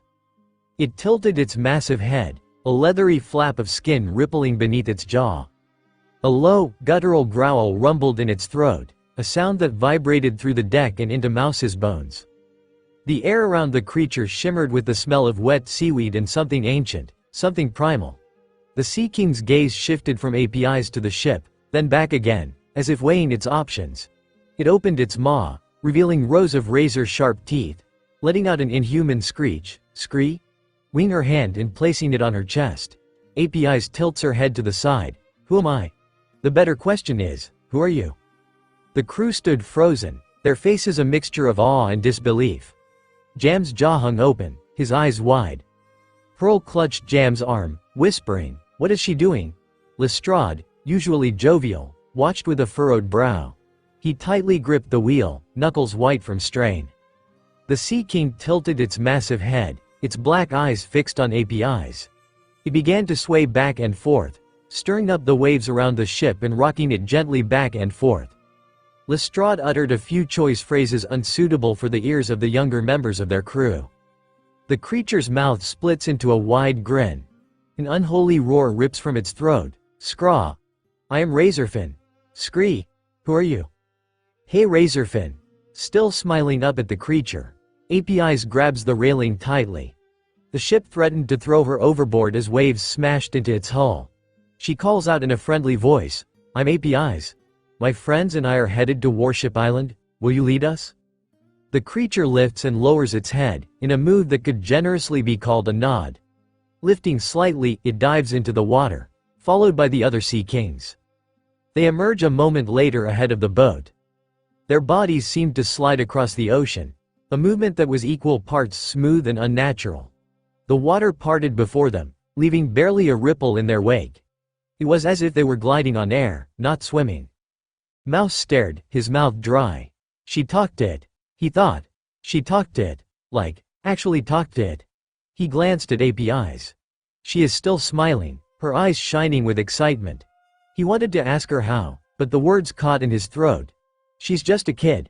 He thought. Just like me. How can she? A shiver ran down his spine. Lestrade said, turning the wheels slightly to line the ship up with the creatures. He attempted to wrap his head around what was happening. "Are we doing this?" "I think so," replied Jam in a half-daze. Dropping the cannonball he had been preparing to load, he stares at API's. The young girl rushes back across the deck toward Beatrice and Nako. "What did I just witness?" "Great. Another devil fruit user. That's exactly what I needed in my life." As the young girl rushes toward him, Nako forces a smile onto his lips. "I feel like somehow this is the Straw Hat Kid's fault. Before he showed up, life was peaceful." Placing a hand on the young girl's arm, he guides her gently through the door. "That was very impressive, young one. But you really should get some more rest. We have a long journey ahead." He glances at the massive creatures leading the ship. And it seems to be shaping up to be an interesting one. Somewhere on the calm belt the sun rises the next day, casting an orange light across the serene blue ocean. Despite the absurdity of their situation, the crew had grown used to their serpentine guides. A tiny speck slowly moved into focus, revealing itself to be their destination, Warship Island docks. It isn't long before the white pug arrives at the docks. The crew quickly disembarked, waving farewell to the Sea Kings, who slowly drift back out to sea, leaving trails of white foam behind as they slice through the otherwise smooth water. Just before vanishing from view, Razorfin turns to face the crew. Locking eyes with API's, it lets loose a tremendous noise. "Roar, stay safe." The air trembles as the sound carries across the water to the small pirate crew. Satisfied, it dips its large head beneath the surface and hurries after its companions. A thick rope wrapped around his arm, Lestrade searched for somewhere to tie off the ship. Spotting a metallic hook, he drops to his knees and carefully loops the rope around and through before finishing with a cleat hitch. Ignoring the others, he mumbles, "Leave me to do all the damn work." Typical. Wiping a tear from her eye, API's turns away from the water and looks out at the island she had called home for most of her life. "Stay safe, Razorfin." She calls out to the others, "We are close. Come with me and meet my grandpa." Giggling, she suddenly dashes toward a small dirt path leading into the woods. The others exchange skeptical looks before following after the youngster. Leading the group, Mouse quickly catches up and, placing a hand on her shoulder, whispers, "Slow down. The others aren't as quick as us." "Sorry," API's whispers back as she slows to a walking pace, allowing the rest of the crew to close the distance between them. Appease home on Warship Island. It isn't long before the small group arrives at a small hut. An old man tending to the garden outside immediately recognizes API's. Running toward the group, he sweeps her off her feet before crushing the young girl against his chest. Tears stream down his cheeks, and he blubbers, "My sweet APIs. I thought I had lost you. Don't even run away like that again." "Grandpa Bokuden. Kuso Kuso." APIs giggles as she buries her head into the old man. Placing her hand against his chest, she pushes back and meets his eyes. She exclaims, "Come meet my new friends." He's so old. Mouse studies the old man, safe in the comforting shadow of his crewmates. He had never met a man as old as Bokuden and was taken aback at his beard and cane. Turning to Charles, he whispers, "Is he okay? What if he falls over?" Placing his hand on the boy's head, Charles ruffles his hair before replying, There, Mouse. We must respect our elders." "Our elders?" Snorting Nako gives the boy a sly grin. "He's not much older than me. Show some respect." Squee. Rushing over to the old man, Mouse bows apologetically. "I didn't mean to offend you, sir. I have just never met someone who is." "Don't fear." Bokuden cuts off the boy as he places his granddaughter on the ground. Giving him a wide smile, he continues, "Any friend of API's is a friend of mine. Come in, all of you." The crew follows Bokuden into his home. He begins to prepare tea while API's races around the hut, pointing out everything she sees to the bemused crew. "That's the couch where I first learned to read, and this is my favorite toy." Excitement etched on her face. API's picks up a small wooden train and hands it to Mouse. He gives her a confused look before placing the toy onto the ground and carefully moving it back and forth. "What is the purpose of such a thing?" Raising an eyebrow, he listens as the wheels scrape across the ground. The hint of a smile touches the corner of his lips as an old memory surfaces of his time before joining the crew. "I used to play with toys like this." Back before, his attention is drawn to API's, who is pointing emphatically at a white canvas depicting two crudely drawn stick people. Look, I drew this of me and Grandpa," API's exclaims, eliciting a chuckle from some of the older crewmates. "Ah, before I forget," Bokuden calls out, not looking away from the teapot, which has begun to boil.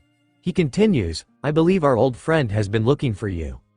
Ryu, eyes wide, API's glances at the doorway, leading back to the forest. Her demeanor shifts from bubbly and excited to worried and tense. "I hope he is okay."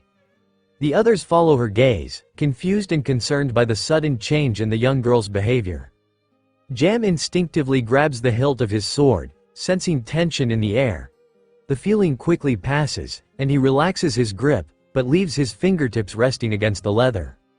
Snaking her way through the room, elbowing Pearl and Bustle as she passes, API stops beside her grandfather. She whispers something into his ear, and the old man nods. Turning to the others, she smiles widely and asks, "Who wants to go on an adventure?" Her enthusiasm was infectious, and it wasn't long before the crew were waving their hands one by one, each volunteering to join, except for Charles, who was attempting to disappear into the wallpaper. Unfortunately for the nervous man, Bustle grabbed his wrist and lifted it high, intimidating his nasally voice with a loud, "Me too." Pouring the now finished tea into a large travel mug, Bokuden crosses the room and hands it to Pearl. The large man stares at the mug in confusion before recognition flashes across his eyes. He bellows, "Supplies for our adventure." Nodding, barely hiding his smile beneath the wispy hairs of his beard, Bokuden shouts, "Hurry back. I hope to see you all again before you leave. Learn more about my sweet granddaughter's new friends." As the crew makes their way out of the small home, he says in a low voice, "I sure hope these nice folks don't end up meeting any nefarious vagabonds.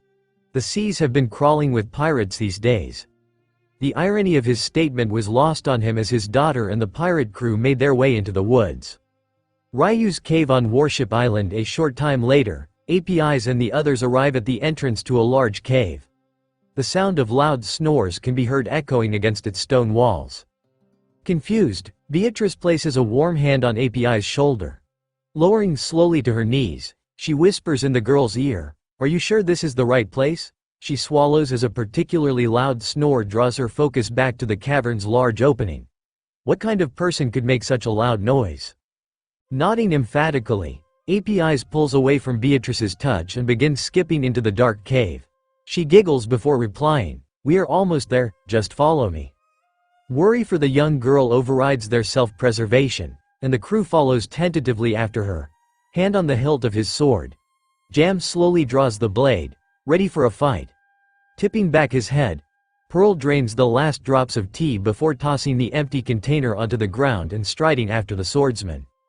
"Ryu, wake up," API's calls as she continues forward. With each step, the snoring gets louder. Reaching down, she picks up a rock, pressing it against the cavern wall. The rock was made of flint, the same material as the cave around them. A spark leaps from the wall and lands on a torch, which ignites, shedding light on their path.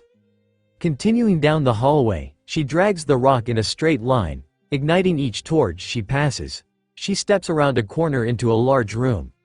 As the first torch in the room ignites, a trail of flame spreads along the wall, igniting the other torches and illuminating the space. In the center of the room is a massive creature with pale gray scales along its chest and green feathers along its back and wings. Following the girl into the room, the others gasp, and Neko hurries forward. Placing himself between API's and what appears to be a sleeping dragon, he hisses through his teeth, "Stay back." But tilting her head to the side, API's looks up at the man in confusion. She continues, "Why? This is my friend. Ryu." Brushing past the doctor, she RSIVE creature and wraps her arm around one of its talons. In a loud voice, she proclaims, "I missed you so much, Ryu." The snoring stops, and one of the dragon's large eyes opens wide. Darting around the room, it sees the pirates huddled near the entrance. Sensing danger, its nostrils flare, and it attempts to push to its feet, unfurling its massive wings. Feeling tension against its foot, the creature glances down and, upon seeing API's, its body relaxes. A loud noise fills the cavern. "Roar, little one, roar. How I have missed you." "I missed you, too, Ryu," API's cries, hugging the talon tighter. "Are you seeing what I'm seeing?" Jam asks in disbelief. Nodding his head, Pearl attempts to answer but cannot get the words out of his mouth. "I guess it's harmless." Approaching the young girl, Neko drops to his knees. He carefully examines the creature's massive paw. He asks API's, "How old is Ryu?" Holding up her fingers, API's sticks out her tongue as she starts counting them off before finally shrugging her shoulders and replying, "I don't know. I just know that he's old." Not fully trusting the doctor, Ryu's eyes lower into slits as he studies the man before shifting his focus back to API's. Another booming roar fills the cavern. "Roar. Many centuries. Roar. My people are ancient." He says many centuries, and that dragons like him are ancient, API's says as she lovingly pets the dragon's claw. Another noise escapes Ryu's mouth, but it isn't a roar this time. Wet coughing mixed with gasps for air. The creature shakes with each desperate breath as the cacophony of noise fills the cavern. Eventually, the fit subsides, and the dragon gently rests its head against the floor.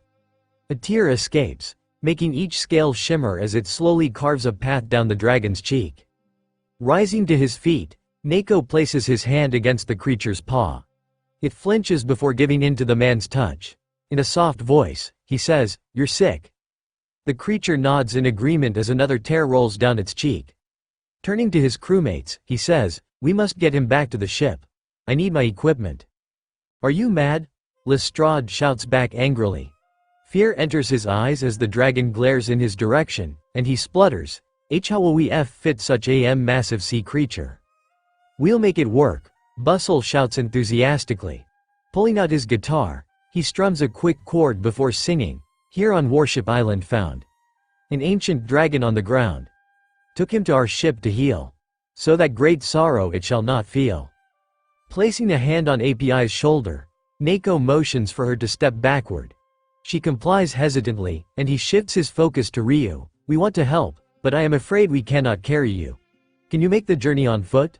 I promise our ship is not far." Eye darting between API's and Neko, it takes Ryu a moment to decide. Nodding, the dragon carefully presses its paws against the ground, pushing until it eventually rises to its feet. API's and Neko hurry back to the others as Ryu takes a cautious step forward. It stumbles slightly but quickly regains its balance. The crew lets out an excited holler as they head for the exit, followed by the titanic creature. Warship Island docks. The docks shook as the group approached. The dragon, now much more confident in its ability to walk, was keeping pace with the others. Each step by the large creature sent ripples through the earth. Breaking through the line of trees, they see the ship still anchored against the dock. Thank goodness, my knot held. Relief washes through Lestrade's body as he hurries to the ship to inspect it for damage. A smile spreads across his lips as she runs his fingers along the hull, checking for cracks in the wood. Thoughts drift back to the companions they left behind at base. Alessandro would pitch a fit if he knew we were bringing a dragon onto the ship. Best not to let him know. Ryu looks hesitantly at the ship as he approaches. Its deck would barely fit his large frame, leaving little room for the others if they needed to get somewhere in a hurry. Looking down at API's, he lets out a mournful noise. Roar? Are you sure? Roar, I don't want to. Roar. Be a burden. I'm sure, API's says, with a smile, as she scrambles up the gangplank onto the deck. Tapping her small hand on the wooden surface, indicating where the dragon should land, she shouts, trust me. Giving the ship one last nervous look, the dragon flaps its large wings. A powerful blast of wind knocks the others to the ground as the creature lifts slowly into the air. Another flap comes with another powerful gust. The crew grabs hold of the deck, trying desperately not to be hurled into the water. Deciding it is high enough, Ryu tilts his wings and carefully drifts down to the deck, landing gracefully on its surface. The ship starts to dip into the water, and for a moment it appears that it will fully submerge before the buoyancy evens out and the craft settles into place. Scrambling to his feet, Mouse desperately presses down on his hair, which is now an unruly mess. Satisfied that he has done all he can, he looks up at API's, who is again hugging the dragon's claw. I can't believe he fit. Grinning, he races over to the gangplank and hurries onto the deck to join the young girl. Pushing himself up into a sitting position, Charles grabs hold of his head and groans, if we never do that again, it'll still be too soon. Tell me about it. Rising to his feet, Lestrade double-checks that the knot hasn't come undone. Dragons? Who could have imagined such a thing? Pressing his palms against the ground, Neko feels a familiar ache as he carefully pushes himself into a standing position. Placing his hands on his hips, he carefully stretches his back while gazing at the dragon. Why did I think this was a good idea? I'm a human doctor, not a vet. Sighing, he ascends the gangplank toward the dragon, preparing a mental examination checklist. A real-life dragon. Where do I begin? While Neko starts his preliminary examination, a familiar voice calls out, off so soon? Emerging from the woods, Bokuden approaches the crew still on the dock. Glancing up at the dragon perched on the deck, he says, I see you got our old friend up and moving. Good. He needed to stretch his legs. The dragon snorts in response, turning away from the old man who cackles with laughter, wahahahahaha. Usually preferring to let his more boisterous companions speak for him, Hustle chooses to address the old man. In a deep voice, he says slowly, thanks for seeing us off. What my friend here means to say, Bustle interrupts his crewmate. Again, pulling out his guitar, he strums a simple tune. We've enjoyed your island and all its pleasures. But now we shall be off at our leisure. This dragon is quite a glorious find. He must reunite with his kind. Unimpressed by the boisterous musician, Bokuden asks, where exactly do you think that is? Strumming his guitar again, Bustle attempts to invent another clever song to answer the man's question. Well, we don't know, interrupts Beatrice, placing her hand over the strings, silencing Bustle's instrument and earning a hurt look from the musician. You should have asked, Bokuden replies cheerily. Glancing back up at the dragon, he smiles before again looking at Beatrice. He continues, there have been stories of the Senenryu as far back as I can remember. Passed down from generation to generation. Senenryu? Is that what he is?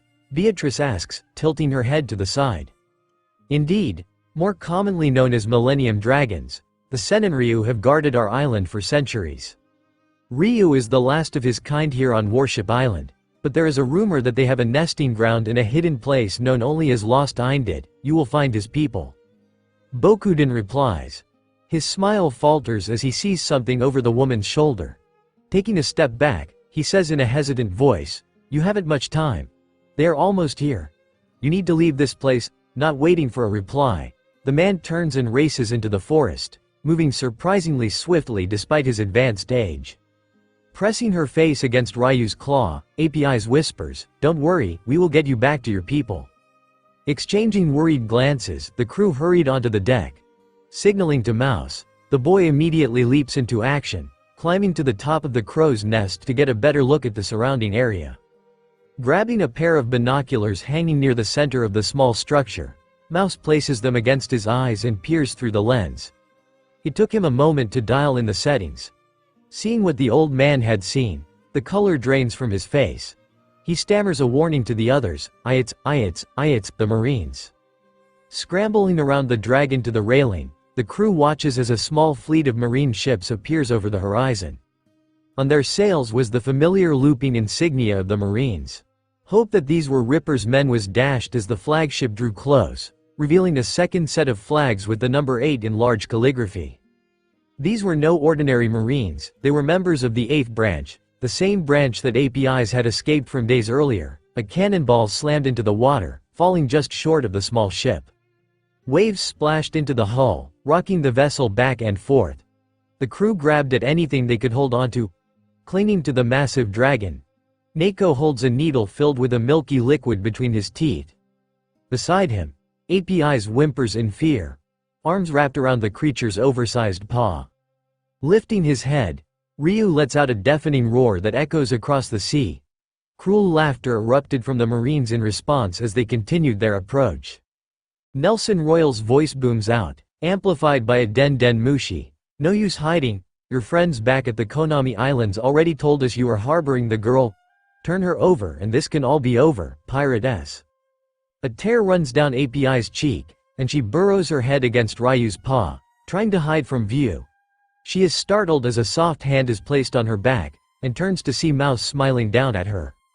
"We won't let them hurt you. I promise," Mouse says confidently. Inside, he was filled with turmoil as he mulled over the Marine's words. Did he hurt David and the others? Are they safe?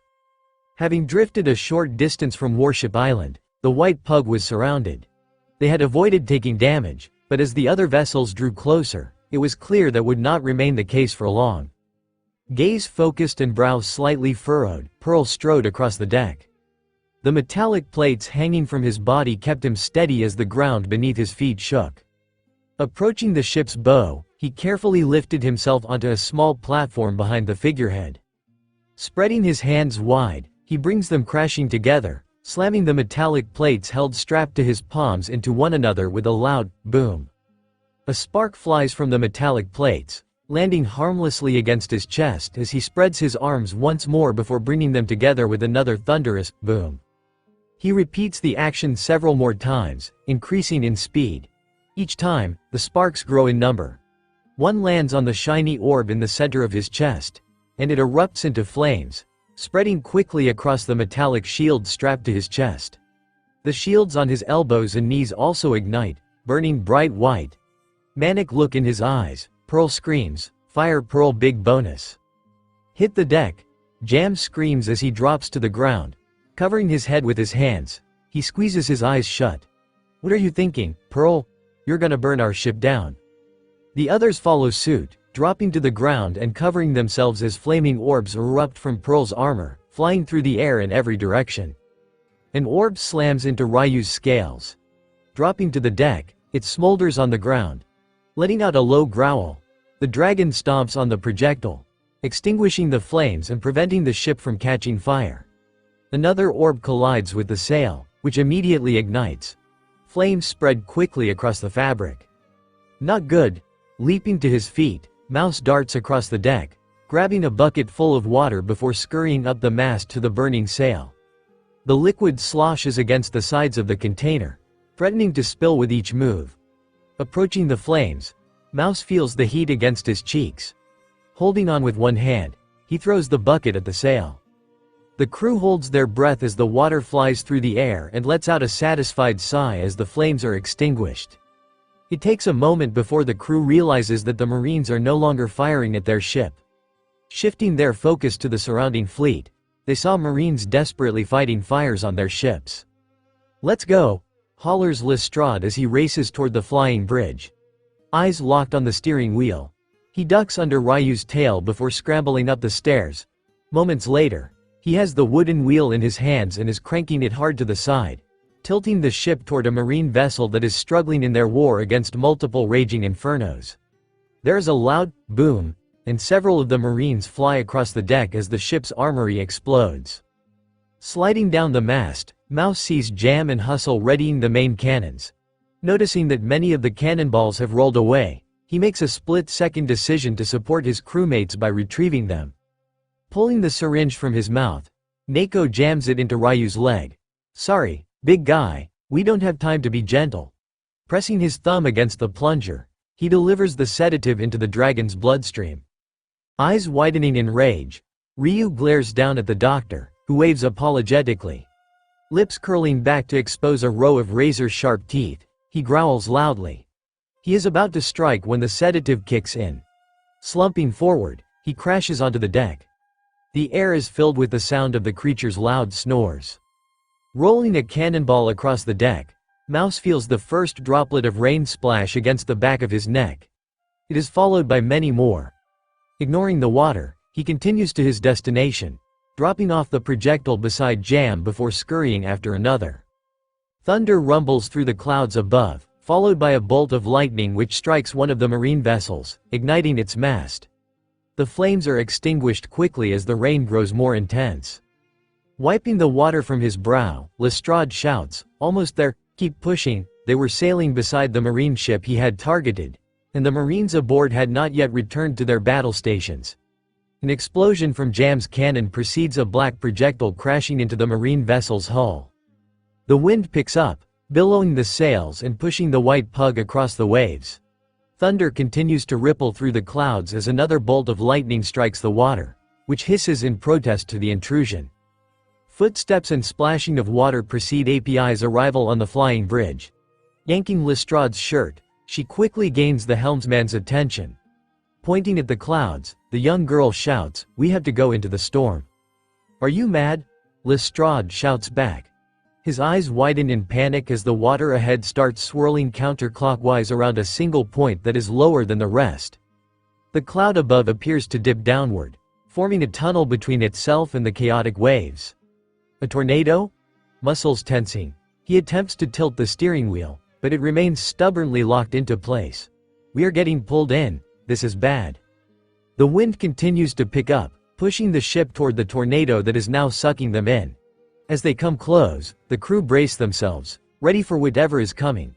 Before long, they reach their inevitable destination. Lifting the craft into the air, it hurls them away from the pursuing marine fleet. Strange beach. The white pug skipped across the water.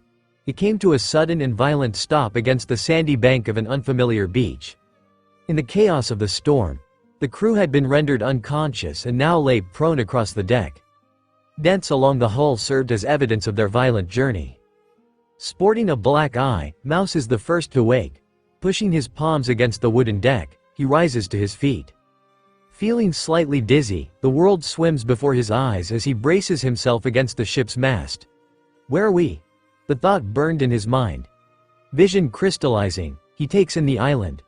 Porcelain sand, untouched by man, covered the beach. Beyond its borders, trees dotted the landscape. It's beautiful. A hand rests on the boy's shoulder, and he turns to see Bustle looking out on the tranquil shore. A true beauty. Makes me want to sing. Smile on his face, Bustle rests a hand on his guitar. Behind him, the others start to stir, lifted from their slumber. Before long, the crew has gathered around the young boy, admiring the serene island. Yawning, Ryu lets out a muffled, "Graw. I'm home." Rolling onto his side, the dragon's eyes snoring. Tensing from the creature's unexpected movement, Neko relaxes and resumes his task. A myriad of needles lay at his feet. He carefully inserts one between the dragon's scales and injects the medicine. Overhearing Ryu's declaration, API smiles and races over to the pirates. Bouncing from foot to foot, she loudly announces, "We're here, we're here." "Huh?" Hustle replies, looking down in confusion at the young girl. Dropping to his knees, Bustle ruffles the girl's hair. He replies in a sing-song voice, "Your confidence is world-renowned. Pray tell, how was the identity found?" Wrinkling her brows in frustration, API's points at Ryu and shouts, Grandpa Ryu said so. Seeing doubt in the pirates' faces, she continues in a frustrated tone, he did, I promise. Squee! Mouse exclaims in exasperation, earning a bemused chuckle from the older crewmates. Slapping a hand over his mouth. The boy's cheeks burned red with embarrassment. Be nice to her. The thought raced through his mind as he slowed his breathing and attempted to relax. Hooking his arm around Mouse's shoulders, Bustle pulls the young boy toward him. Flashing a toothy grin, he replies, the lass has never led us astray. We must make haste for adventure today. Choosing to set aside their unease, the others follow as Bustle leads the group down to the shore, arms still wrapped around Mouse's shoulders. Having regained his composure, the young boy strides more confidently beside the musician. They leave behind Neko, who is still caring for the elderly Ryu on deck. Lost Island Forest striding confidently into the forest. The crew keeps their eyes peeled for clues that might lead to Ryu's fellow dragons. Despite its vegetation, the island seemed devoid of life. Where do you suppose we are? Beatrice asks. Her mind wanders back to the conversation she had earlier. Hopefully, Ripper's men find us before those 8th branch guys do. She shudders at the thought of what might happen to APIs if they are captured. My grandpa called it Lost Island. APIs replies in a helpful tone. Eyes darting around, she searches the woods for any sign of the other dragons. She continues, he used to tell me stories about this place. Said it was where Ryu's people came to nest. I thought it was a fairy tale. That's peculiar. Stopping in his tracks, Bustle walks over to a tree covered in strange markings. He places a hand on the bark and studies the symbols etched into the wood. These look almost like notes. But how could that be? Taking a small step backward, he swings the guitar in front of his body. Eyes focused on the notes, he strums the first chord, followed by the next. The guitar vibrated in his hands, each note piercing the air, as he continued playing the haunting melody. Eyes wide, APIs turns to the musician. She stares in awe as he finishes the work before exclaiming loudly, where did you learn that? Raising a brow, Bustle turns to the young girl. Flashing her a smile, he replies, it is the sound of the forest, etched into the trees themselves. Did you like it? Tears well up in API's eyes as she recalls the many times her grandfather had sung her that lullaby before bed. Biting her lip, she quickly wipes away the tears before asking in a quiet voice, can you play it again? I'll never say no to an opportunity to play. Nodding, Bustle begins strumming the chords again. He didn't need to look back at the tree, having memorized the tune the first time. Licking her lips, APIs sings in a quiet voice that builds as she grows more confident, they say when storms begin to brew. Thunder roars across skies of blue. The island shimmers, calls the brave. A haven, cross the wildest wave. For in its heart, where wonders dwell, great dragons weave a sleeping spell. Their scales like emeralds, strong and bright. Their wings, a comfort in the night. As the last notes fade away, her eyes shimmer, fresh tears threatening to spill forth. I miss Grandpa. A thought flashes through her mind, and her eyes widen in realization. Wait, why is my lullaby here? Excitement bubbling up in her chest, she exclaims, this is Warship Island. Raising an eyebrow, Jam elbows Pearl and mutters, she's lost her marbles. The large man roars with laughter. Sticking out her bottom lip, APIs balls her hands into fists and pushes them against her hips. She shouts back defiantly, I'm not crazy, take it back. You certainly aren't. A cruel voice came from behind the group. Whirling to face the intruder, the crew watches in horror as a squad of Marines approaches their position. As if on cue, Ryu's roar echoes through the forest. You! Shrieks APIs. She points at a slender man with a square-like face, long and sharp fingernails, and purple hair curled upwards in the shape of a hook, leading the Marines. Ducking behind Pearl, she continues shouting, you're that good for nothing. Mean, jerk head. Eric the Whirlwind. Focused on the Marines, Pearl spreads his arms out, making himself a larger obstacle between them and the small girl. Lips splitting into a grin, Eric replies, indeed, I am. So glad you remembered, APIs. The Marines around him chuckle in amusement before he lifts his hand to silence them. Despite not wearing military attire, he was clearly in charge. His voice grew cold, be a dear and come along. We need your help convincing that rotten dragon of yours to behave." Glancing at one another, Hustle and Jam each draw their blades and level them at the Marines. Flanking Pearl, they expand the barrier between the bloodthirsty 8th branch and the frightened young girl. Reaching into his pocket, Mouse draws a small dagger. He'd never had the opportunity to use the weapon, but wouldn't let them take APIs without a fight. Likewise, Bustle drew a long rapier from his belt as he swung the guitar over his shoulder to rest against his back. Beatrice and Charles huddled beside APIs, trying to comfort the young girl shaking with fear. Drawing a blunderbuss, Lestrade poked the barrel between Pearl and Jam, aiming at the approaching Marines. He calls out in a calm but authoritative voice, "Not another step, Marine S." White Pug decked to Nako's amazement. Ryu's eyes snapped open as the Marine's boots hit the gangplank. Somehow unaffected by the lingering sedative, the mighty creature had launched to its feet and roared defiantly at the invading army. Fangs glittering in the sun and talons ready to rend the humans, the dragon was a threatening presence aboard the ship.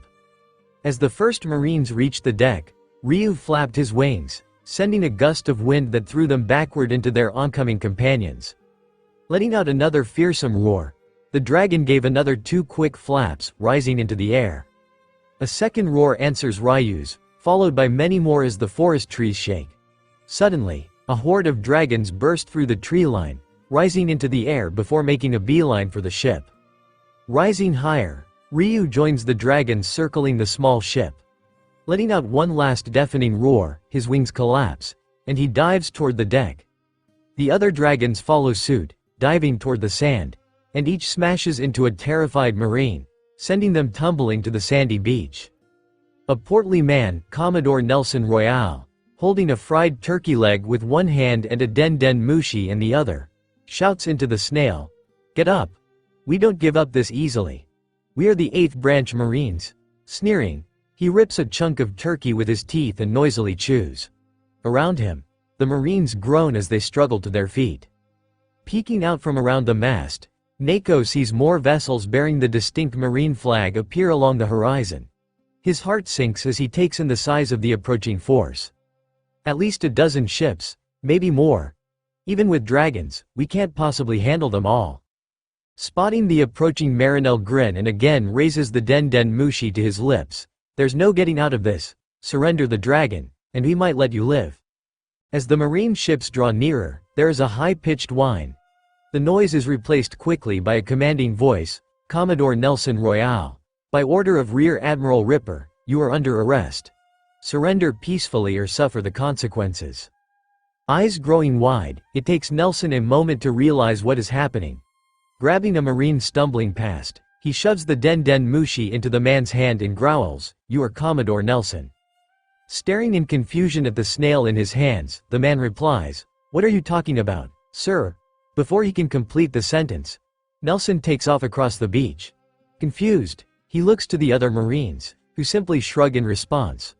Rolling his eyes, he drops the snail into the sand and sinks to his knees, muttering, "I don't get paid enough to deal with this." Lost Island forest blades clash as Hustle and Jam engage in combat with Eric. He was a surprisingly talented swordsman, but struggled against their combined assault. Beside them, the rest of the crew were locked in combat against the Marines while Pearl held his ground between the attacking force and the young girl. "I'm scared," whimpers APIs as she huddles closer to Beatrice, who is slowly running her fingers over the young girl's back in an attempt to soothe her. "Me too," replies Charles, huddled beside the pair. Arms wrapped around his knees, he is shaking in fear. Rolling her eyes, Beatrice shoots Charles a dirty look, "Grow a backbone, Specs. We're supposed to be pirates." The crunch of leaves and pounding of footsteps indicate others approaching, and the crew prepares itself as more Marines spill through the trees into the small clearing. "Even more Marines?" Mouse thinks to himself as he ducks beneath a cutlass that was aimed at his throat. Stumbling backward, he brings the dagger in front of himself. "I can't let myself get distracted." "Stop!" shouts one of the new arrivals. Most of the 8th Branch Marines obey, but several continue to pursue their assault against the White Dog pirates. Irritated at being ignored, the man raises a pistol and fires it into the air, drawing everybody's attention. Satisfied that the conflict is over, he says, "By order of Rear Commander Ripper, I demand that all members of the 8th branch return to their ship and leave this island immediately." "Who is Rear Commander Ripper?" asks one of the Marines, eyeing the man in confusion. The Marine who had given the order aims his pistol at the man and pulls back the hammer, Smoker's replacement. Vice Admiral Garp placed him in charge of all Marine forces in the East Blue. You had best heed his instructions. Grumbling to themselves, the Marines sheathed their weapons and walked toward the beach, leaving behind Eric and the White Dog Pirates. "Well, I'm not a Marine, and I'm not about to let some upstart tell me what I can and can't do. If Ripper wants me to stop, he can come here and tell me to my face." Eric shouts as he slashes his blade at Jams, knocking the weapon from the unsuspecting swordsman's hand. The Marine snaps his fingers and a dozen Marines charge forward, grabbing Eric by the arms and removing the sword from his grasp. He smirks and replies, "If you aren't a Marine, I don't see why you'd be authorized to trespass on your island. I'm sure Ripper won't mind if we bring 2 prisoners back rather than just 1. "You can't be serious," shouts Eric as he struggles against the men. Rage painted on his face, he continues, "I'm a mercenary, not a criminal. You can't do this to me." Peeking out from behind Pearl's back, API shouts, "You aren't just a mercenary. You hurt me and tried to take Grandpa Ryu." Hurting a minor? That's not going to look good. With a look of bemusement, the Marine pulls out a pair of handcuffs and quickly slips them over Eric's wrists. Shifting his focus to the White Dog Pirates, he says in a much friendlier voice, "Ripper sends his apologies for the delay. We came as fast as we could." Not waiting for a response, he snaps his fingers, and the Marines lift Eric into the air and begin walking back toward the beach. Lost Island Beach. Gathering together at the beach, the crew waves as the 8th Branch and Logatown Marines depart. As the ships disappear from view, they shift their focus to Ryu, who has returned to his perch on their boat, looking much more upbeat than he had since they first met him. Making their way onto the ship, APIs rushes over to the dragon, wrapping his paw in a tight hug. Looking up at the dragon, eyes sparkling with tears, she yells, "You are all better, Grandpa Ryu." Grinning, the dragon lies down, wrapping a wing protectively around the small girl. It had been a tiring day, and despite Neko's attention, Ryu was beginning to feel the effects. The other dragons had left, returning to their nests throughout the forest, leaving the ancient creature alone. "APIs," Beatrice says in a calm voice as she approaches the dragon. Lowering to her knees, she gently prods the dragon's wing out of the way so that she can see the young girl.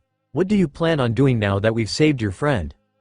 Looking up at the dragon, APIs ponders the question.